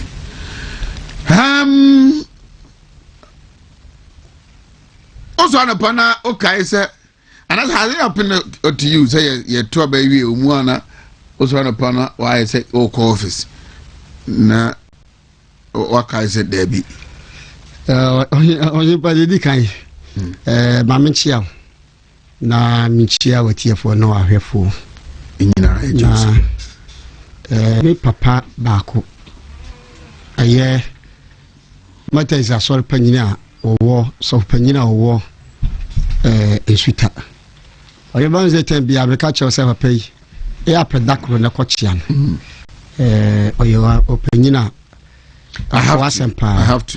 Na me who be that tower na me DC. Eba na secretary say obi di ade me kwa na papa. This software no beche DC ade bronya ble. Mete software wo suita. Me chia no. Na me bra ba akoso na ba fo o kire sapon. Oyeba wona be boy pa ba mi campaign ayeye no wo ensuta no. Edu abi ni akadem. Na ayesunsun penso na honam eyemre. Yeah, pe one na Ghana Secret Authority first one na ACU our down. Okay. Wa boy pa ba bi obi a chane campaign team. Ba mi campaign team members ni na am ka so kan body am lan ko. Na fe chawe de so. Na ji ball onti. Support se ho. Wi asa fa nyan ni na dwumadie de. Me no he be kabum. Adi eni me bra kabum de side madi nyina ma Liverpool supporters nyina oye ba se de woka no se ebi to me pen no ana de antum na mu ade eto me ne se tamu a omobo aba no na ye hwa anadwo no se na no ma na ko me na menua veto ene secretary ni mpanyfo na ye wo Sutaman school mo na yehwe se de normal kwa ye keka no ma bu mo hu se nyi no ade ba ko pen na satana bom pa satem damra oyiba se e free samre na de ba wo ga na why ready e free samre no oyiba e free samre ni pa besi 6 January 2025 ni de atem da ba na kaye send this baba traso pa de na mbom pa say tim damra ba we say Bible say obekwa heaven o so obekwa bonsam dem oh atim damra that's it and this was so a say bonsam dem no na wo send this was so a bonsam dem na wo hwe oye baba me ka say ba ko nche eno na mo na metie me bra afijase MP o mampanyin dada abedi chiri aye alaji doctor Mahmoud Baumi ambe bondi sia na masole na shisha papa na ni swadi hu drum wode baaye ende NDC fo be masa ahye wese na agunu oye ba onim boa be boa sebe yenye a ye won kronki tu amu yenye di won kronki tu amu yenye tam nti so mo nkra kesem no the time I'm going to organize see ba ya mbusa Gideon ne to na be faka bu ye kasa no bi ye na we am bra olam call is o so am kwala de bi am catch am so message ai wo mention no to dey crowd team trot trot and a taxi at the call approve ye hon mo sa ko e dey bia be ko we wie ne tem kra na be 3 weeks so be kokro bi aso a because ba bi wa kan ko kama me be dis be bebiram come the motor neko eti drone no na be boa ye eti sende yesi drone no ebe ko na wo okọ afuom na sa abo aten afro na be wu a na atemu da no am na esi ewi so ti me de ade a na SNPP pe ko position de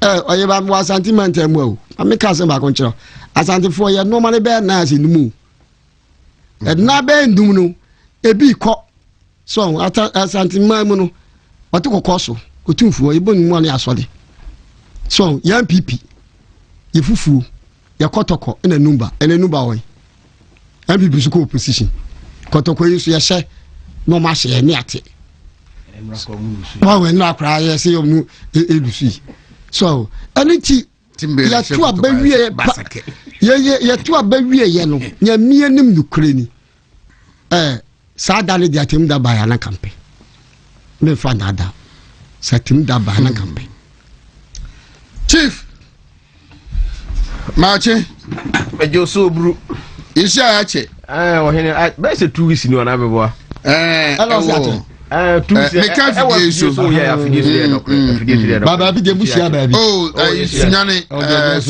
sunyane west the tabamia echo bono region no we met there na see akra chama Wontumi initiative ya opese odeboa ye microphone bi share ewo sunyane ti say na initiative na nkofo fi se bono free Dr. Mahmoud Bawumiansa. I can't remember say Dana Oba Bona Yue na original team no yeshia no. Analysis near your grammar true constituencies are the last time now went to me when I was say on one casa the ordinary new who crashes said this time around he's going to win those constituencies. And I tell you say the observation any internal grammar right. Inti Juma I will bono there almost we are done. And Dr. Mahmoud Bawumia will win Bono not less than 80% of the votes. Bono region. Yeah, I'm telling you for a fact. Or you know they have after 31st January, for when I know he will win because I have been there 3 weekends. Yeah. Continuous 3 weekends. Yeah. And I'm about spend the time Ohonum, Edin Komo Ohonum. The last weekend was Obaena. Maybe kind of why I mean a we and Edin Komo Ohonuma. I engage you some Kofua. I know he is winning. I thought you win around 60 to 70%. So and you're saying 80? 80. If we are unable to get 80 and 75, I think say it's okay. But I'm sure say we will get not less than 75 to 80%. Bono region. Yeah, our Bono region. Okay. Afi yanti yankoma. Bogana. Such as so to say. Such as a campaign. Oh, say campaign sem di kan. Kan. Say papa no oyin ba me no ananti ache politics me nyu bia manyes mum twanto eduru baabi me yanka sam ko Dr. Bawumia ho because am na asante region na ya ho keka no e wo form kakra so fa nsuta kwa ma be poso a seche central if you tintin nyina ye election ni abatu bi anye ade a emre ho so far nana danko akufuado ene ye papa alan na wo ka Ashanti region ba bia alan ehun se no ho ode anana no ho ode pa na nsuta kan na anu yi a ye ko ya ye koto abai edi ana yi o ka ba bia wona bo Japan su nya vote pa na nsuta kan because ata wona bo Japan onya think say a little over 200 vote oh ensuita sabra minia na ye member of parliament ni nyina no ye adwuma de ama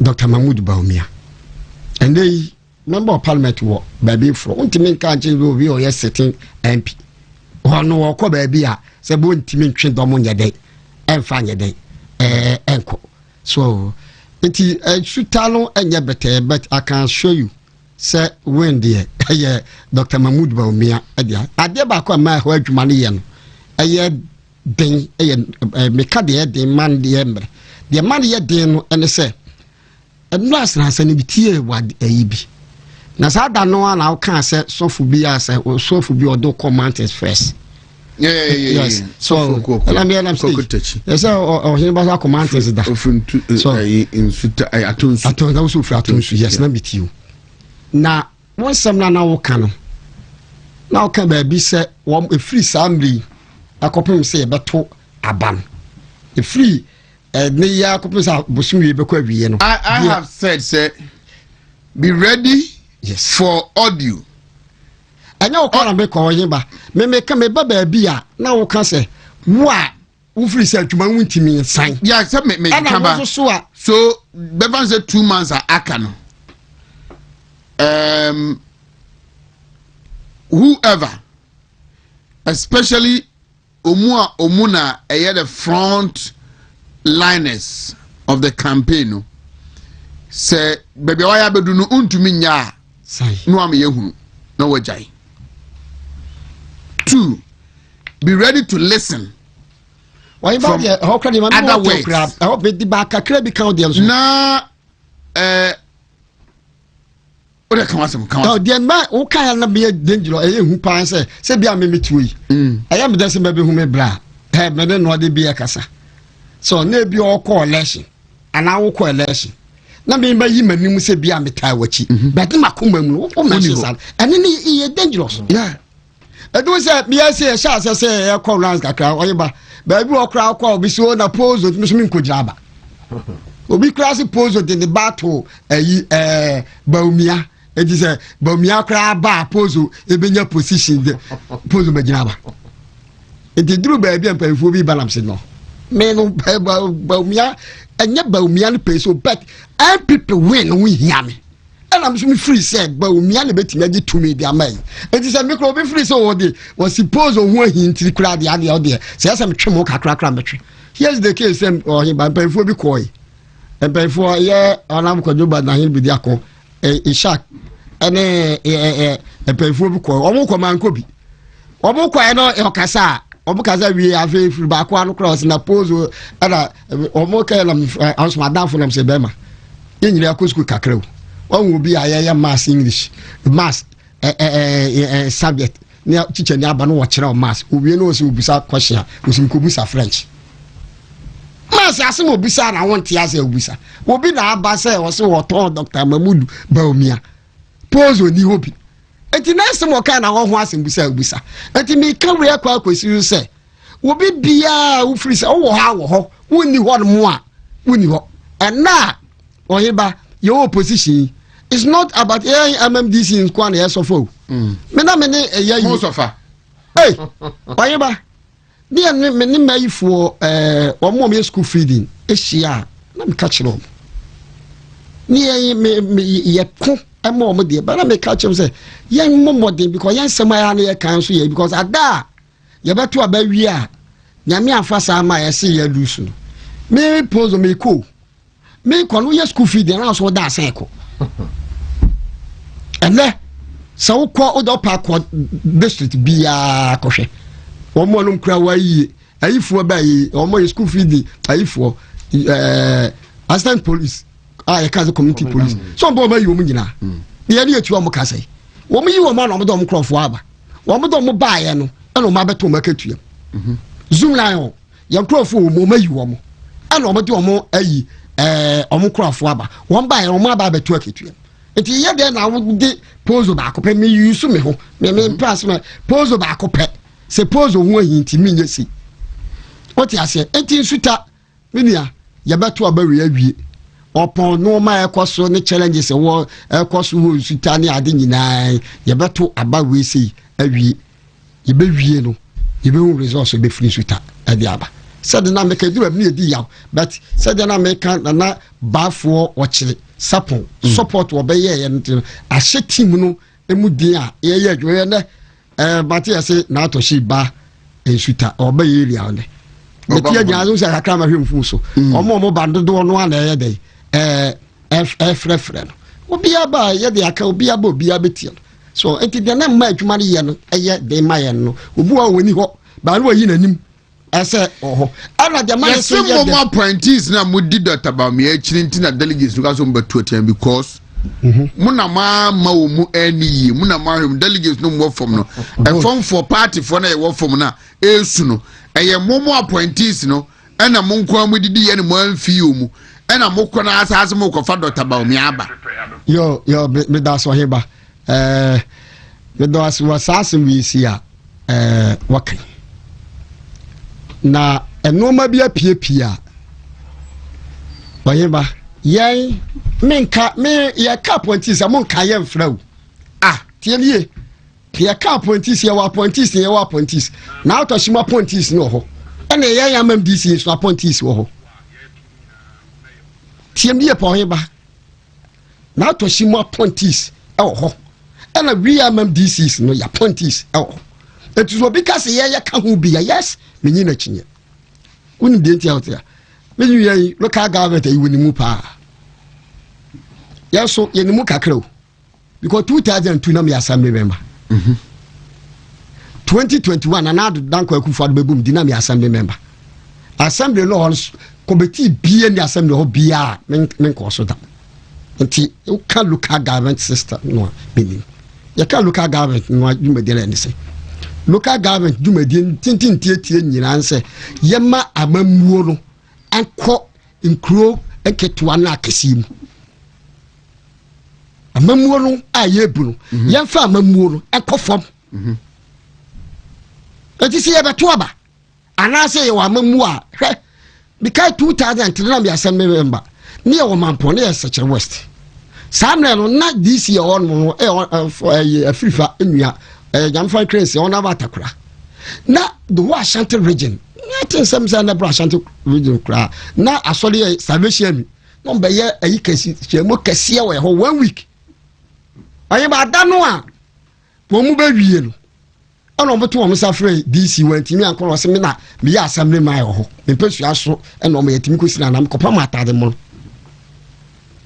samia na ka me kodan ka mo atade am de beko ba me ko pam DC atade bo me kosi DC ya nam na me ya assembly ma me ko DC ya nam kura no me koye no makonya asofo akese a wo nyina no akakonya de mam na ye sonko because ba besi DC ya nam be kan we aba besi say we am DCs no ye na esi president anam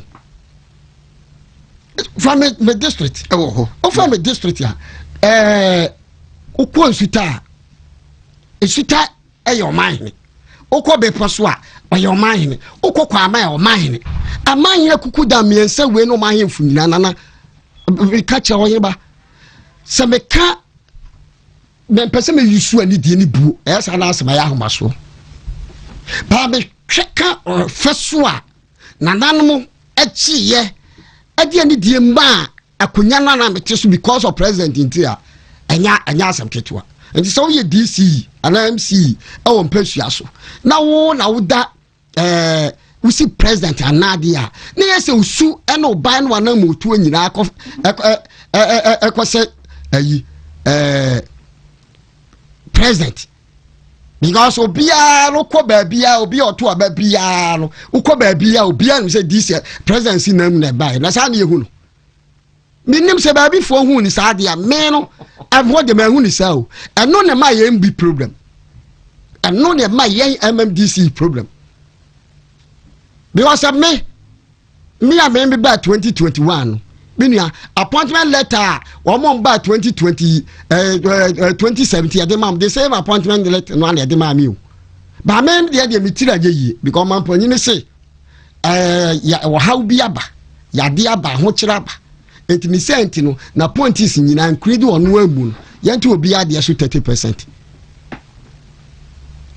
ama bi kan enti obi no ye DC ebia 2017 and ebia 2012 aba bepim 2020 na katua no wagimenti mi anje sa akra asati mi de so hwi na won se nansen enoma bebiri akwa ma emu bi yani abre ya to aba we first time aba radio so ni information center kram ko ba bia information center we ko ba bia hwa Oheneba wonim so obi ho mo an oto wa no akra na no adwane mawdi obi wa mkro ti ma bibi sha ho ba ba DC wie no a ohu o demand bibi yes of course na anoma no obetimi demand no ye dia ba ko ba ye wa kase wakatua ayese de ma ana wakatua ayese de ma wo no eso enye nipa bebre DC ayi constituency executive members bebre anyi asem na ni o nanu ya DC fo ba no mo ka bi mai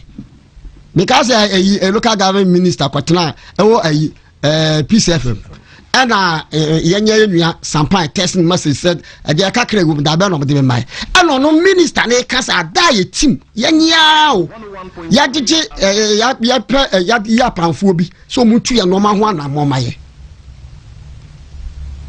omo ba ya omo do mu pay slip e ba ya ohun say e bi 4007 4009 no kase gwi en fa win election this minister and workers say will be with president and name or district who could try to car 4,900 who better win the election and workers you can say mukra no madi call 16,000 and MPs so crashing more than 16,000 more than 2 times now 16,000 near your appointment letter and yet wa man cast ebeka sa 4,009 enti de dikalo wa kase watwuma wo ye na akatua na ede ma wo no entimi ama wo service obi ba won chair so wo ba DC chair wa hwekra ontimi nya no kwan sa wo hwa wa kase wa yi no so ontimi nya no kwan de a ade na abeye Oheneba ade abeye ne se normal resources ne normal ye de brew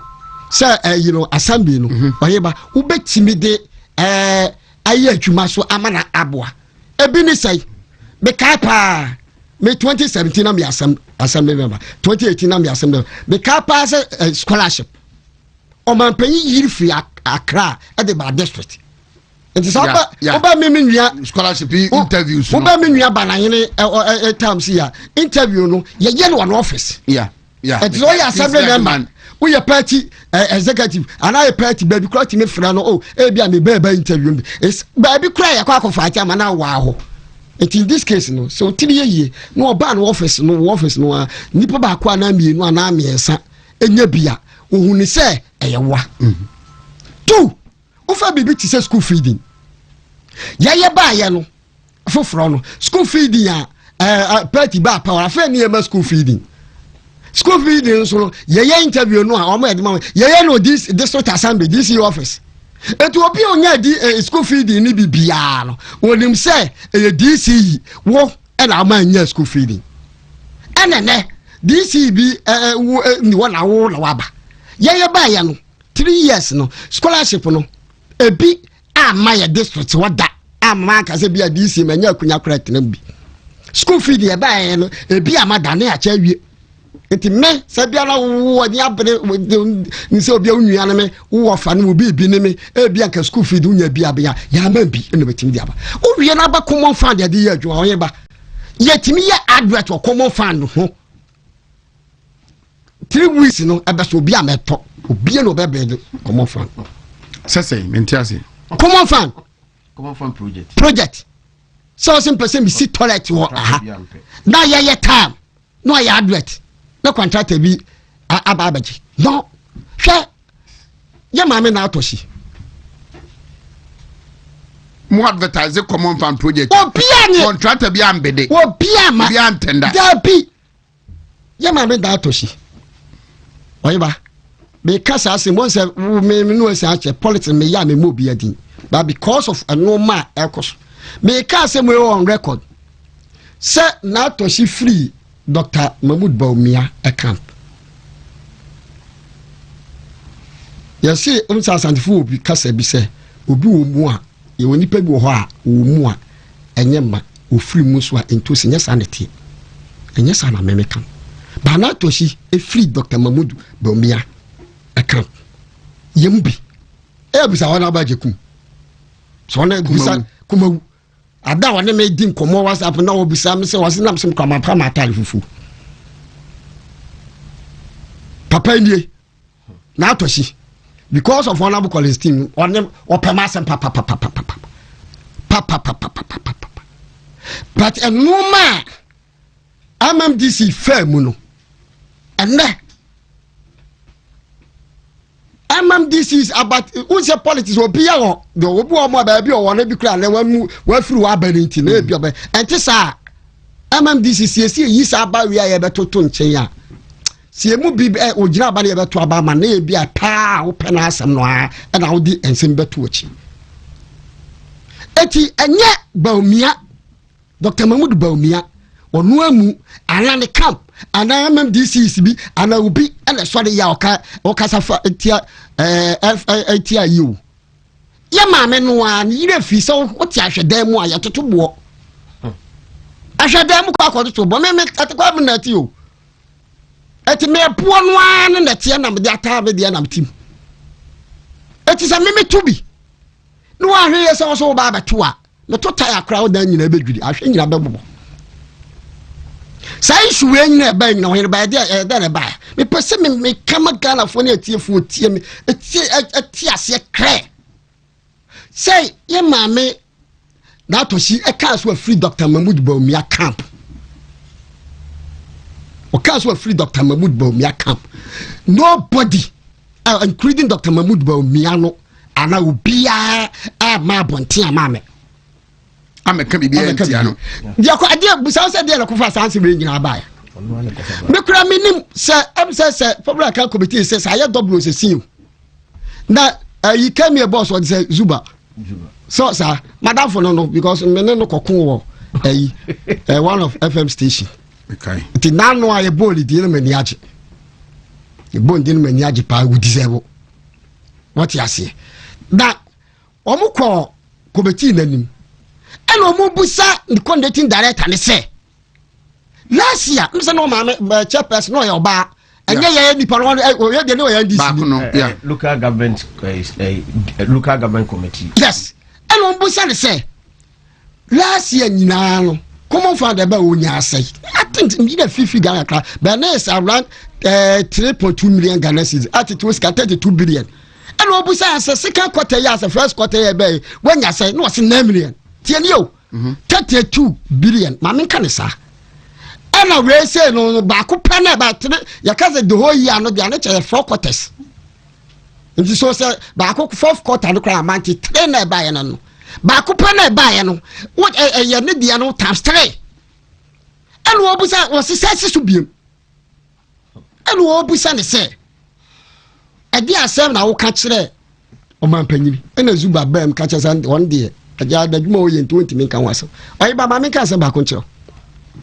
Sesi a metu wan misia second quarter me kasa che central second quarter me ba CDC me nya 3 years 2 months me common father na so a me nya ye 305 Ghana cedis 305,000 or 3 billion 3 can so 3 billion and rounding up me common father and so ti ya be do 270. Send your buying this commander no deba. What it ye? What they gamble tremai? I saw Tia be do 270. And you said, okay, ya for Sunday in your farm. I buy this cabman and what they buy for a scalman. And I this buy one more mayor magic beer. Said ye, yes, Christo, a young century. I catch a petrol, say, 1 month to a 7 baby. Nam no ma ya na dwuma nyina wo nya hwe o tugu a wo twe ya no ma ba yesu me ya bi nkyere ndc fo the same assembly no ya last common fund by na 270 no 270,000 wo mo quarter ba ko pe o oye ba me kana on record say me be ya dc 3 years ni nyina common fund by no anu 3 million Ghana cedis. That's true. 3 years nyina me tia na me ka me tia na me ka common fund by nyina anu 3 billion 30 billion OCDs. And this is about only 1 quarter. That crab not 42 billion. 1 quarter. That's about 4 million. Yeah. Asama ya kan yesi menu opa me de no mo kan sia. The document is out. Kwayi bia district bia de. Na me ka such a central kwa. Such a central kwa no yenya 4,120,000. 88.6. 4 million. 120 was I say. What I other 4.1. What mathematics. Okay, 4 million krana. 40 billion. It yenya 41 any actually. Ayi ba ko pe. Tianie. What's that PWD me can be? Me ba ye common for bia ni wa ba ya. E bi o kra ba no PWD fo sika e beba mu nyina e bia na ayi 20,000, 90,000, 70,000. So, e bia 10,000. Enti what me trase. Now one the kwani because what the be tia omo hospital bill. What the be tia school fees. And to no kwani mu ansa na what the e yamo. Quarter ba ko pe. PWD for sika by quarter ba ko pe no. Ka krebi na e ka krebi no. Omo de na 194.something,000. The car created say the whole entire assembly member assembly ni nyina common fund eba. MP common fund about 1 quarter.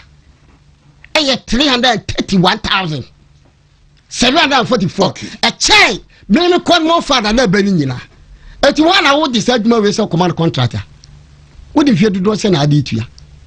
Common fund so eba na 270 no. Enchiche mu omu. Oheneba. Yen kan no crunch na utisa me. Yama wo 270.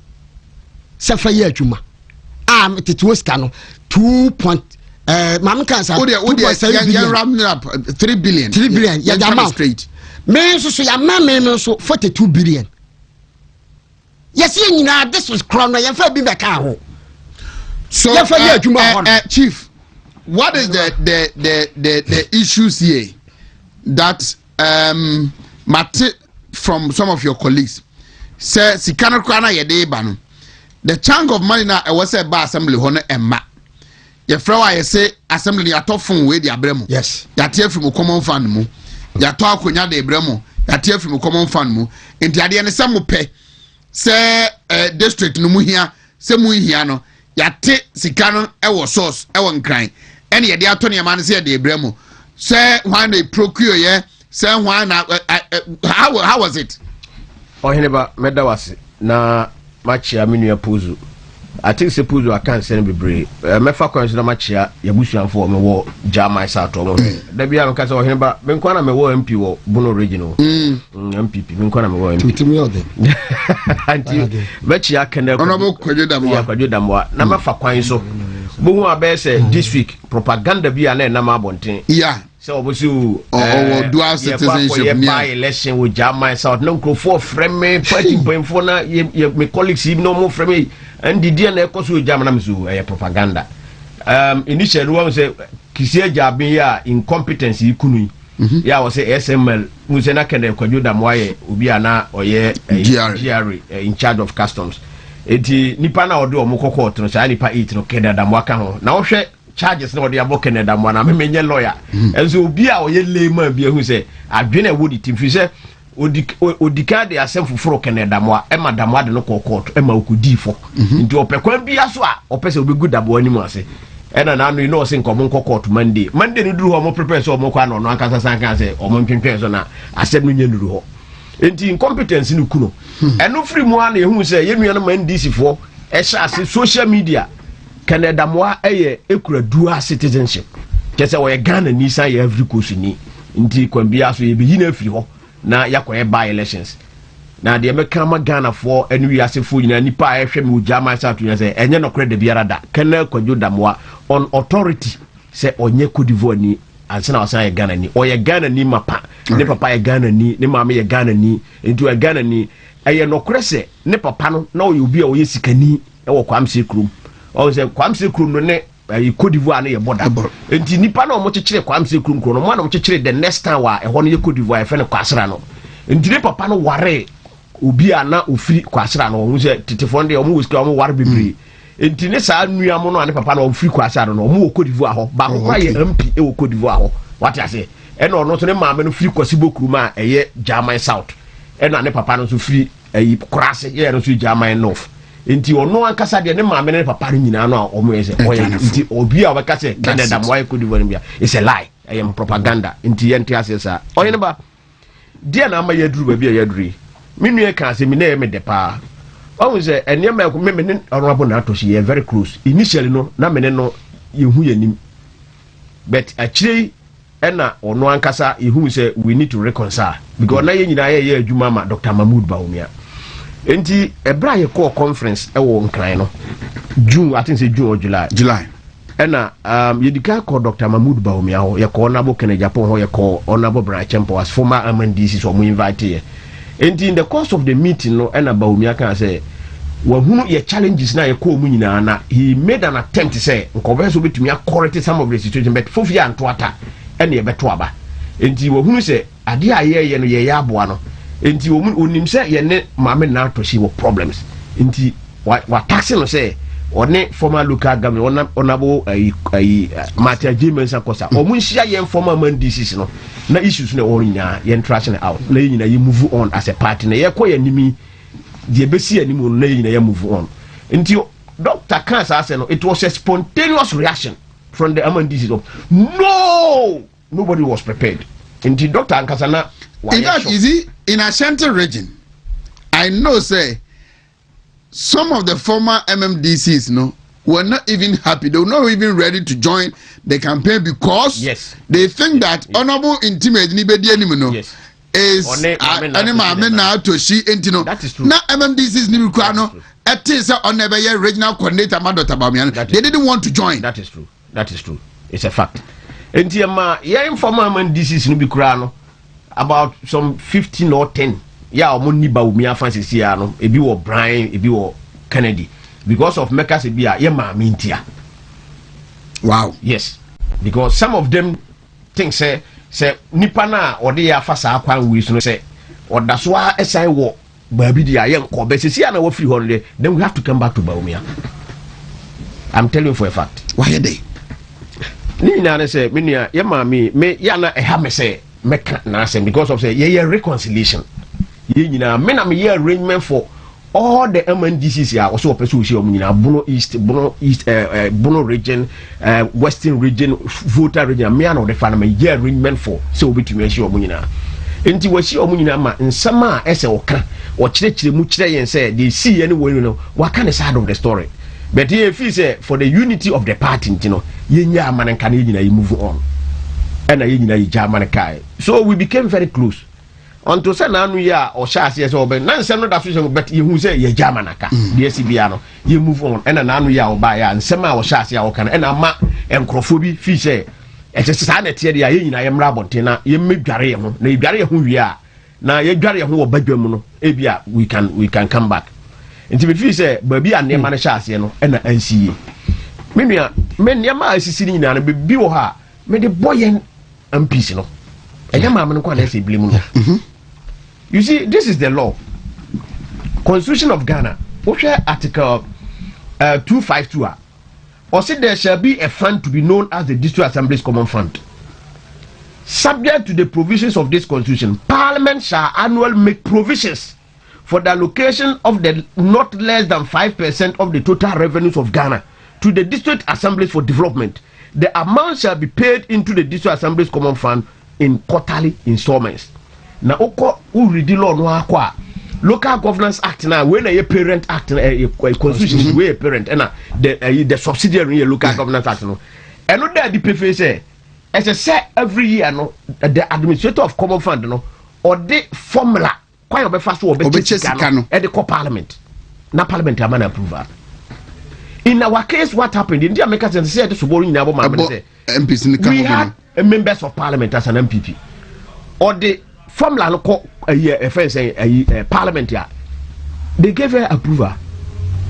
How did you do? Because now a man to me ma can be a to her reserve fund and I'm say a dan accounts who won crentino to me the year the open yebekwa kusi court to die e assemblies yebekwa kwaye astrotef na wodim say menua sa judges banglos yo esikuma say ye common fund no mo see this assembly's common fund.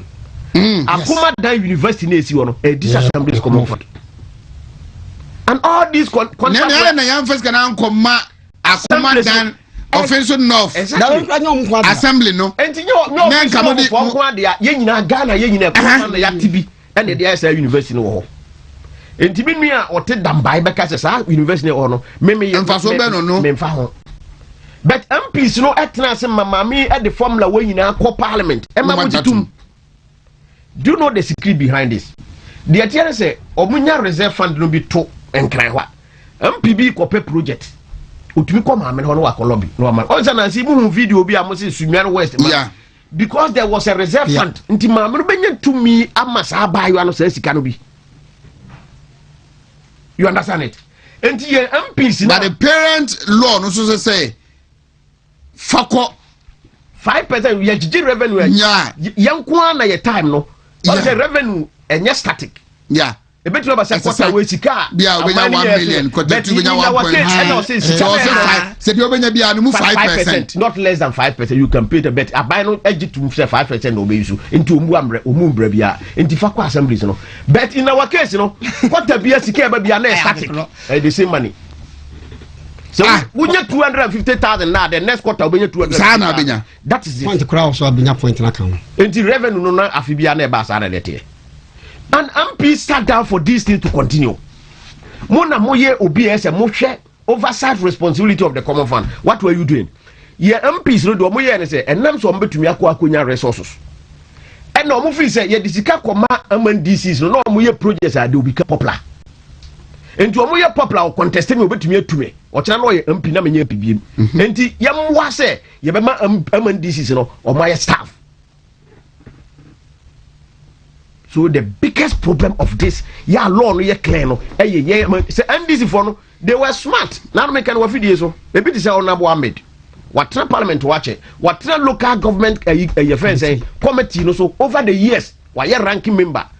So he knew say abain ebegua if decentralization. Because the same thing happened to the NDC in 2016. Look, some of us have made my year Juma assembly more than 10 good years. My year Juma as Nalak administrator and some MC. Until most of the local government near Manu de Minimpa. NDC 2014-2015 deep part assessment from Moyeno or to me and Yesika the counterpart funding until the development partners and first Karama. So 2014-2015 NDC never paid deep part. District performance assessment. Yes, NDC never paid. $50 million as a counterpart funding because previously, now development partners do music bar and nam sa ban no more channel, it do no more first can no more. So the development partner decided say enyadia ombema says can be until so meet your counterpart funding. They couldn't pay. So 2 consecutive years and this year by deeper tamba. 2014 District Assembly's Common Fund 4th quarter was never paid under NDC. And think I want some campaign because almost there. But ye MPs etna NDC for no almost support and the ball ye decentralization now bro. And the my do baby ye do no. And this ye MPs ebie money and say look madam the wo ye no ha assemblies na nka ma men nka menye so se nko be so ide wo ye no. Because currently NDC is sending about 80% of the common fund no mo assemblies no. Yeah, in our case it was around 45-40%. Wow. Yes, because Sikano Kesiano and the DBC judges Oko assemblies now, MPP abane yade, mami, men kasa wanyade oyebi, because I know opportunity to help. And the court more than 100 and over across the country, fully furnished. Magistrate judging bungalows across the country, fully furnished. And sana a offense, a high court for the ombudsman, court for ya ni yesi adiamomwe. Omona no mo asore tia ye no. And so what this sika no e koma assemblies na e bia nka assembly kwa betumi asisa court dan no at a lower cost because what remember local contractor in the cost remember form, but these contracts were awarded either at the regional coordinating council or the national level na as an MC yes you ye the adwuma manipa esimasi enti wo dia na say kire ne baby are offensive no kosi na ya so nkunwa ye nkunwa meta nkunwa no ye bone ba ko bo kire wa you have no idea meanwhile me krom dia myself enua atwa me ho ahia wo di say sika no bra me anka metime nkunwa na be 4 but ye koye nkunwa no wotema na e de abaja myself that makes sense. Oh, honey, me nsua ye betu nso me municipality more than say ye koto aba no nipa na ye de contract man no so ye kokko so ye tutu so ye fufu besi ne the only thing is me ne kasa na me hu say the common fund yes any de be yes but who DC and MC no you have no idea who the contractor no. And NDC has learned a lesson from some of these things say young quality sad no me Oheneba me catch you say currently NDC MPs, any abino nyadwe at the amount of money or the common assemblies, but the president is saying no. Yeah, I know that for a fact. You see? Yeah, they are not happy. Because, yes, MPs now not happy. They are happy. But the government in the party doesn't feel that. So more empower MMDCs now. I'm a form for no will be happy with the government. Exactly. And or no NDC MP now going say. Ye koma scanner ye de koma assemblies no ma MCs no ye popular omo ye powerful enti president break niema na president say dabi de wa hunu bi pen enti me da bia de meka na say nana hwe say ye nya tumi bi ma mistakes ya ye mie kro we nei e bi nsi bi. So how then would the woman bring in Dr. Baumia to accuse himself? That is why that is why I'm coming. You see, a bra is here for reconciliation. I can't say there was nowhere this woman mentioned the name of Dr. Babuya.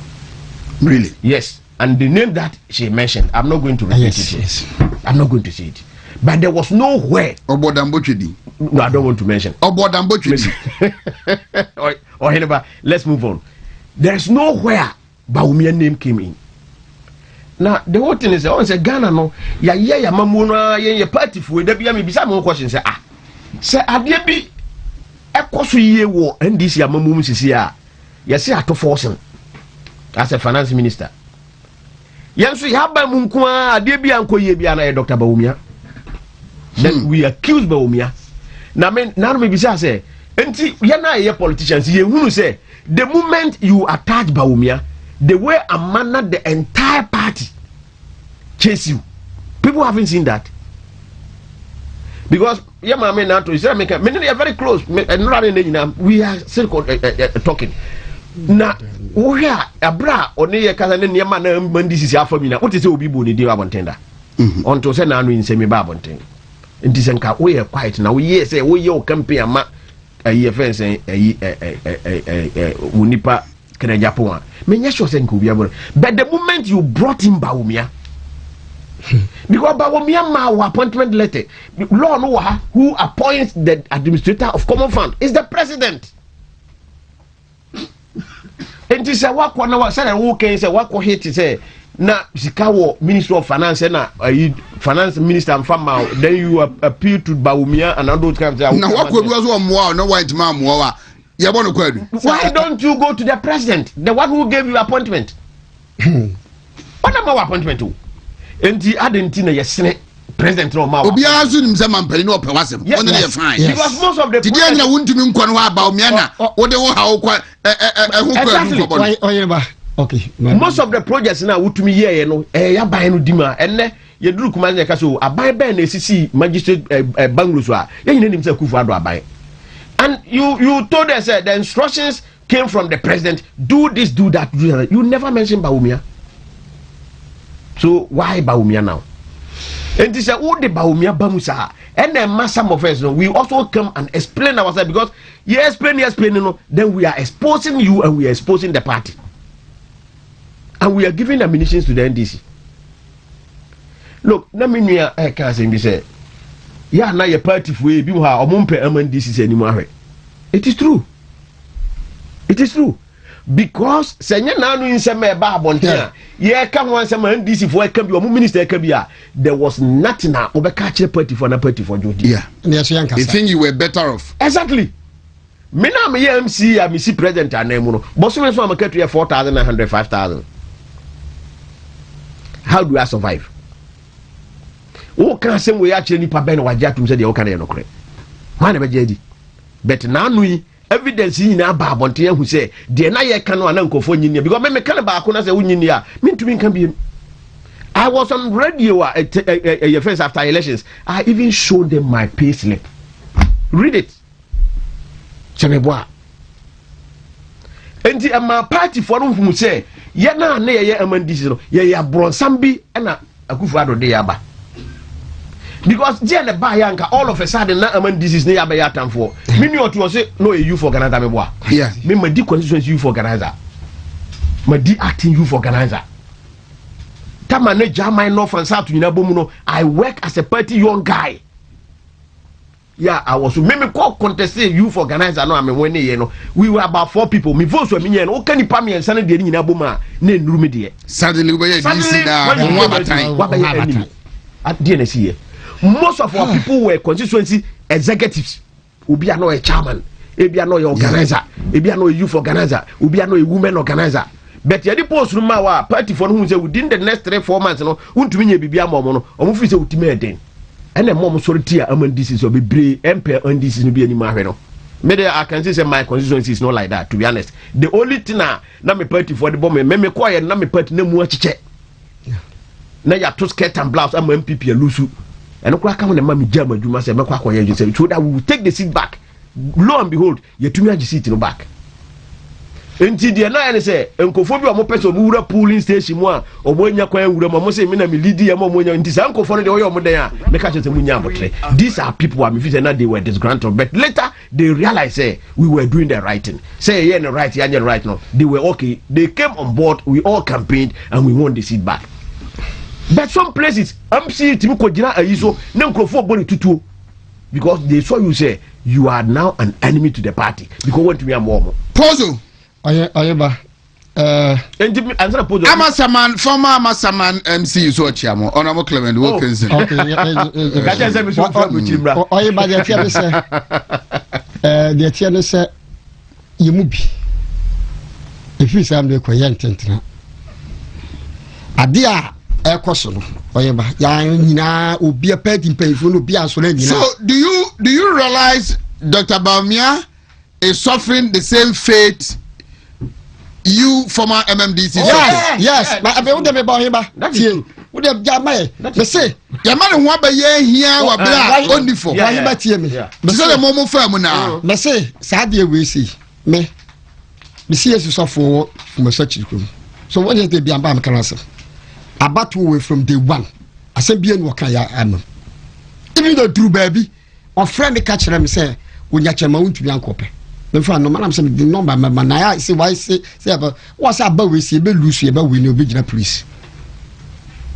Yatu abawie and somewhere else work and near DBI. Oh, I no my course in Yinan, a dear Bia, the upper Yina say, be any baby plan to say, be position. You best have to position be. Nakasam be any say. So, tear my means some or a you. Miano so baby. I said the for I can't for say, some silence is an argument. To be all right. Tis all co baby. Na afi na bia wo free say de wo ka ye ene ade adenti ade ma wo na obekire wo nsemu a bo bia na obam say na no bi ne ya hu say se ya nsori ankasa ye betu abara wie ba omi ado ba we ni afi no ena manfo di be yusu ba because o tie ni interview ba ko wo ye ya de o kan nyina ne say ena dollar no a e stable ne de ada ne ye ka dollar asem na o man panyini barokan mami kalitwi say okwa akofo obi a wo ba be Ghana sika sem dia eyi enti ne no a ankoye ne dollar akọ ayi no ayi no e de adan ye ka dollar sem ne ka ayi common fund ayi now transfer business and ya mami so e ko ndis communicator na o ye ndis communicator sha oyeba ye wo no ma bebre a me mami kalokran chiro ya common fund yes I said na be breaker common fund na ba sala me so bia trase no di blame no ama ayi a se nyira ye ma me na atohia me ni nipa na nyaadwe. Yeah, that's true. On say no ma ye kan me ba say madane ayi lawyer aduma kubafi bi kran krata bebiri because we bia ka papa agi dredo one no se okoso kire Dr. Mahmoud Baumia. Say okay bi mano Dr. Mahmoud Baumia na man appointment ma me be hia to abawie ye na no July ye 30 ma me be hia MMDC sam na oba be pa acho no asem na oka ye ntimi nkan wo afidie so e kire hawni ayi a Dr. Mahmoud Baumia na ofam awo mention bi oheba so off and catch na ho bedwuru. And the sympathizing. Yes. Another empathizing with Dr. Baumia. Yes. Said Dr. Baumia, a quiet campaign at the plan law fashion. A TB or fair. What could do it was why you're not just O2 and a Mombi, the Mobian O2. And who said the same and a mono O2 Mabino. Dr. Mahmoud Baumia so face the same problem. The side what didn't the other count. What's your do, baby? You free? Yeah, won't push you. After election, which is July. Open from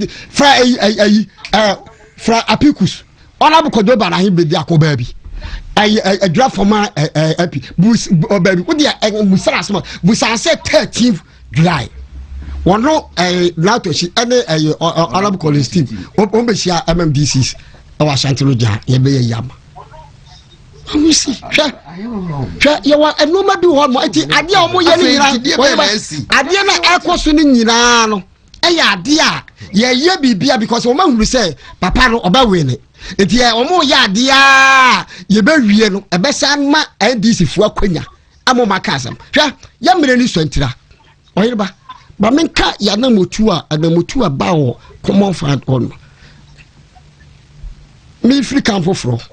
Aqua can for front and any dollar is stable no and I'm say the bomb say and $2 is stable no ubin chair vice president the vice president create to about vice president or take Ghana say all you about to say ya can pay them the by to about million video and I'm to be panic say pa bay and the vice president or Ghana aya and no na $dollar is stable a wo kyerɛ wo hyɛ da France santwerɛfoɔ eba wo nkyɛn ebe kasa na wo nsɛm na wo ka ni nyinaa ɛyɛ Bawumia me wa so Dr. Bawumia ma adwumo na wo hiba minim CEO foɔ no aba mo hyɛ hon ase presidency what you say na he force na chief of staff so my presidency ni na chief of staff yes that mean person asra bedu ayu so say bia oba mpanyini kwa na person say bia minister and then chief of staff na ka woko papa what you say na first bit na minister ho yes I do mama nka say me rekyerɛ minister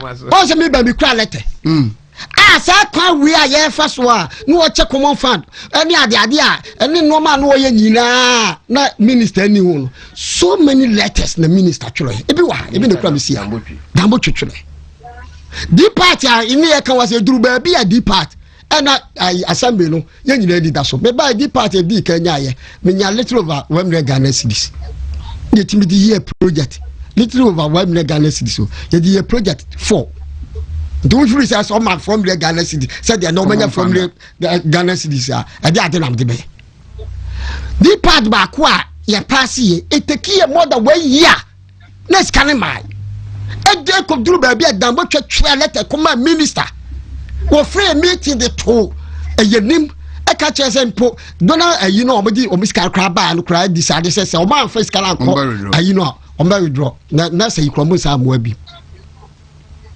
actually letter the combined finance minister Meba former DC for City East Honorable, good morning. Yeah, good morning. Jumana bibia wako asabno kwa me ngunu ba bia me nhyia se emusa wo mfamfiri baba me musa o se Dr. Bawumia contribution ma momo MMDCs mo adwuma mo ntumi anya ne kodu ba bi kura no ase ahoche de mo ho ba time a party for no eyesai Major our figure so achia Senate is phone na ane Dr. Mahmoud Bawumia and party phone na so onna ma wadi hia na wo chia no I mentioned Dr. Mahmoud Bawumia, and I remember Dr. Mahmoud Bawumia, and I may be here.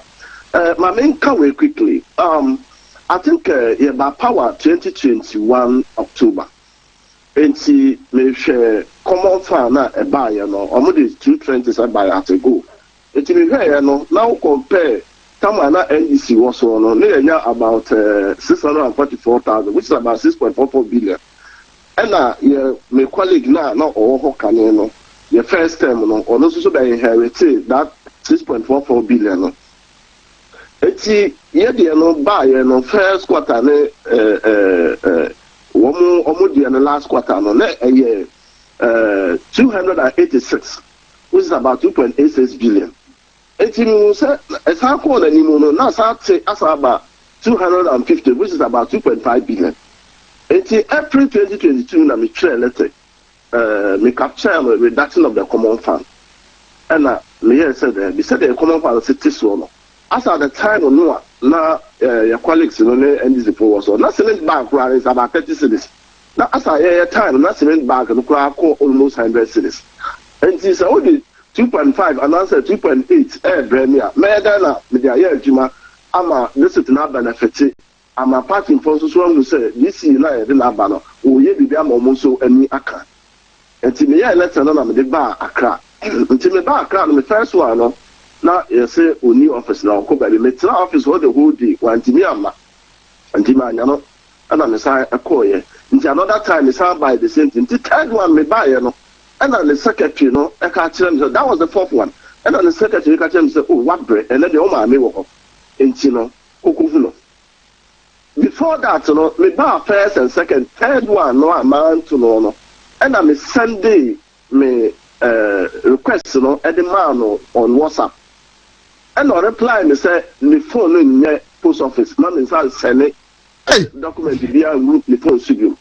Or reply, me say, I'm not to see the phone in your post office. And then send the letter, man, will help you.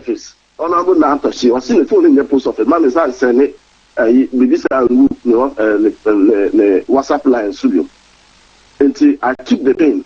and I'm a sign a conquer. Would you send it is KG a back cry? Sabre no one spend the crown. Would between 4,000 to 5,000. I would have for a car no offer by ya cano and no me a fuel. And I'm a sad value. It's in me buy no. And I'm a secretary say, what break? What perhaps I let you my deal. It's your member wasn't. Tintin home, we might no more return, we might no return. That's secretary now for in chain. No, for reminder no. Until woman and secretary in the car said, man, let's have and I'm a quiet. If you do any family, bit your own minimum. And I will be saying, say, well, mommy, I couldn't. Oh, whom you are saying, what do you want? No, so, ma, I'm coming to you for a discussion. What's what discussion? I heard you are here severally, and it's because of your common fund. I don't have anything to give you. Go back to your regional minister. I want to say, Mama, it's a serious issue. That is why I travel all along from Senate East to join you. So kindly try your best to be able to listen to me. Also, no, only maintaining Komobia, it is a issue. Minko whom the regional minister. In fact, the real who that very day say, it's me uncle, Nanado Appointino. One of the bit me up one and I'm a Juma. I'm say, who say, Sini is for the Nanado Abine air boy, say no cheating me. And see me buy, no, and me upon discussing our platform, your quality was on Mekaya, and Metiawa Monsusu.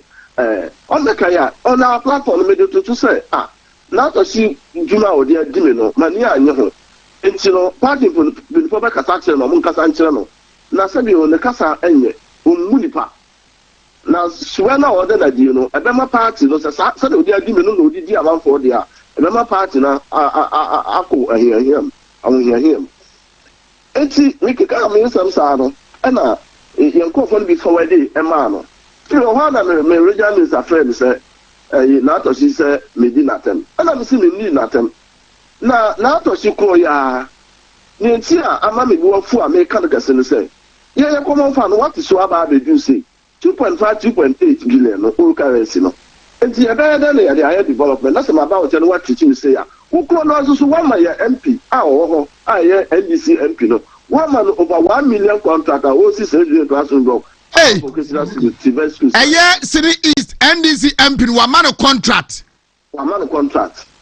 Common farm contract.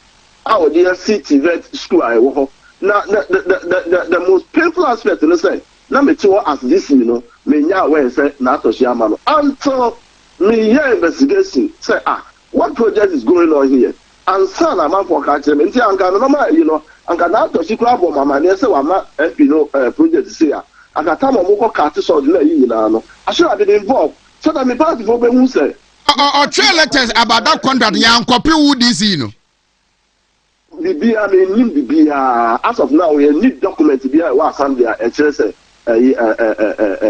your friend say, come on, we project with the BNO.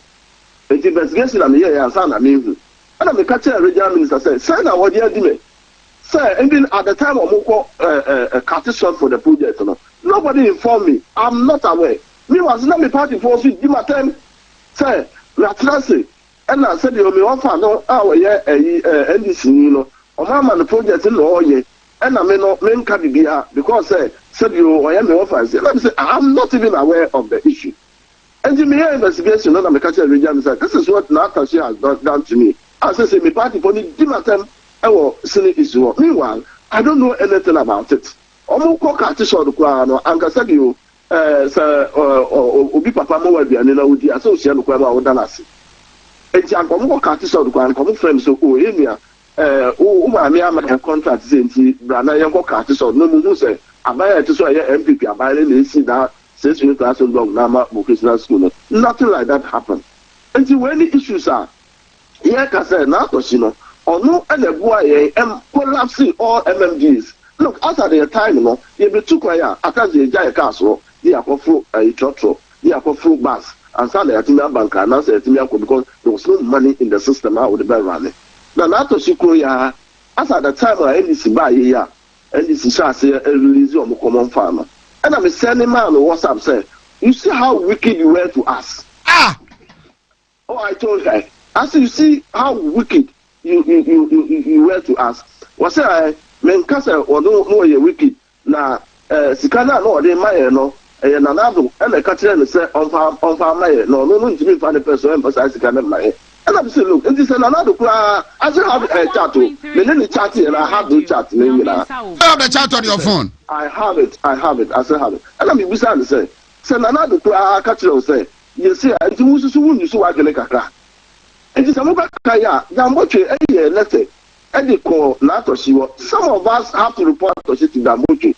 But because another Damboche Casa, Obian Tino, and I'm here arrogant, no, yeah, in the open. And some of us were actually supporting Damboche, say, or be making sure, say, yes, so you may come on find the year, Juma. It is why your mind say, why your assemblies say, why your party say, na and ne, who's on the name say, Baumiana, Maya Lusu, Maya and Tuabama, Yanko Tuabama, Kennedy, because who percent will be the vice president, Baumia, so on Palma, you know. Vice President, Dion. Bisa NATO si se opa fe no NATO ti be sia ye wo ofre bunu isi nyina be sia ye won kran obesia ye nkran no I stood up who dey bisa ye quality ni nyina ye ne German for na ti wo no ye no mu ko sia wo honom ye no mu nyina ko sia bunu is a half ye ko sia wo NATO si wo I think 2-3 months ago I was declared the support say wo no was supported by Omia and I me o kan asem nyina wie no and I me sorry say many asemesi me ma o WhatsApp many asemesi brebi me ba wo nche a wo ye me say ni nyina afa no I shop or say you are the one I'm say yes I'm the one e me na wo pity me sa no and I'm not saying this because and then what declare support am about me because your hon obi e say me about me but wo no suba na wo da di no e kan wo na me ye nusu ye and I don't think say wo da di no going forward no sa suba no men ko da di over bi abi and I'm calling say any power bi and I'm saying yes any power bi I'm telling her so that achira nyame ya abom ne ba power na man position man say me yes abi enti ma me we what declare opposition ama ba omia na wa ko ka che yin na say wo support ba omia na within the twinkle of an eye no was done no say wo dey wo ken na boni a wudi ye na ye na say wo sa 15 no so aka ko guba omia so eti asa the time na ye bi mu ba wo nche na wo twiti ye say kwala nkete na sabe no na ba omia le so na say kokoye sa na eye wo a wo suba no sabi o wo a wo o quality na no mo ye apprentice no and ma ye ko du mpempe so ya du no eti ni ame make am say ye wo nkofo bi na mo kasa ai na to si wakodi Kennedy ati na fefe na ye bi mo ya sorry na ye kan so I want to tell them say and yet the first time me DJ Kofi my former DC for Senate is make na to si asem no ukọ your old platform MMDC platform no so and na ukọ bunu is ubusa bunu is DCB and no make sure say na Kofi na to si nka because me can okra ni kire no I told him the truth and the region is also yawe ubia or your platform so ni say me can okra ni kire na to si so this is the truth me pass ye nyina ye kabom na ye ma na to si who say you ma odi di party no se nyame adom ne ba power se bi o ba o me ba power wo hu na to si no san fa sa position critical positions ni angwa nkoma na to si bi ama party na ni ahun ye here bi right honorable DC me da se pa messages are mean from my colleagues, you know. Because I didn't go out of 12. Obia Pazo Casa. For my MDs, no. Obia Pazo Casa. Put the many answers. Yes, sorry, Beno. But we say, I do say, I try to say, 10. Everybody, I tell you, sir. And yes, sir. I don't work as a who message, you know. And yes, sir. That was she. That's what you know. Oh, good morning, but. The funny thing, do you know the woman was campaigning for running mate during the late John Kuma's 1 week funeral?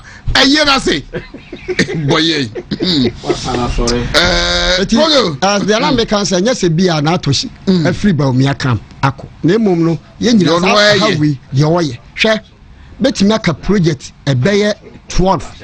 I moon say, said the name air black or DBC or name say no, because you call proper assembly. This court any court who do a year who goes to tell us how Sunday scala madia no the other some copribi eti sa ye be fra bam new project be 10 air cost war in suta ni free on na so ye Oheneba de ya wo me se wo ha na akofto sa afre na na no ya yi na mo atutu o me antimagu so na o ma ba na da so akobofom no akwa na bo no da so akobofom ti so obu ye constituency officer obi ye party ni wo ha wo free say contract abebe ya ba that dey answer project by 12 project by 12 no wo ka say ye didi ja fonfo na denti na project from wo tibika bi kra DC wo dey party for crash so fa baako no epebre hwe dey epebre di akwa akofa kube enembe every code wa epebre dia dia fa dia dia ba na wo senti many kube no na ye mo come on tiaka many kube more to create a man chakra by 12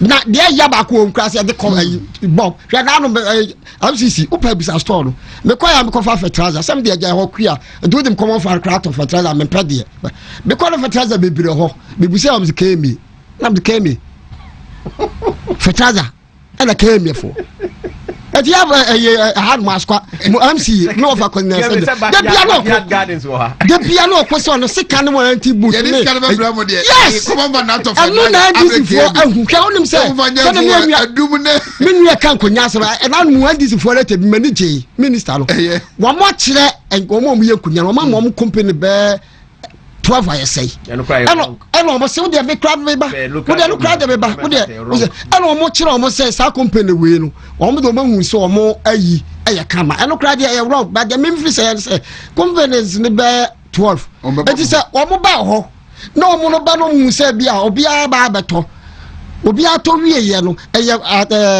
assembly nanya ala se Liverpool and awe enya ya and one say me ba to yen sorry na Oheneba media mechanic say the see nyina me say adubre obi anka na komanto ne yem fi say kono e wo ya nim no ne so eye ncheda nye say ye be ma NDC for ammunitions no mo dey attacking after the primaries the whole thing is that Bawumia is going to win if you mess say ye mo modern say be protect Bawumia the medical can say moment ya ube attack Bawumia no there some of us will come after you and the lame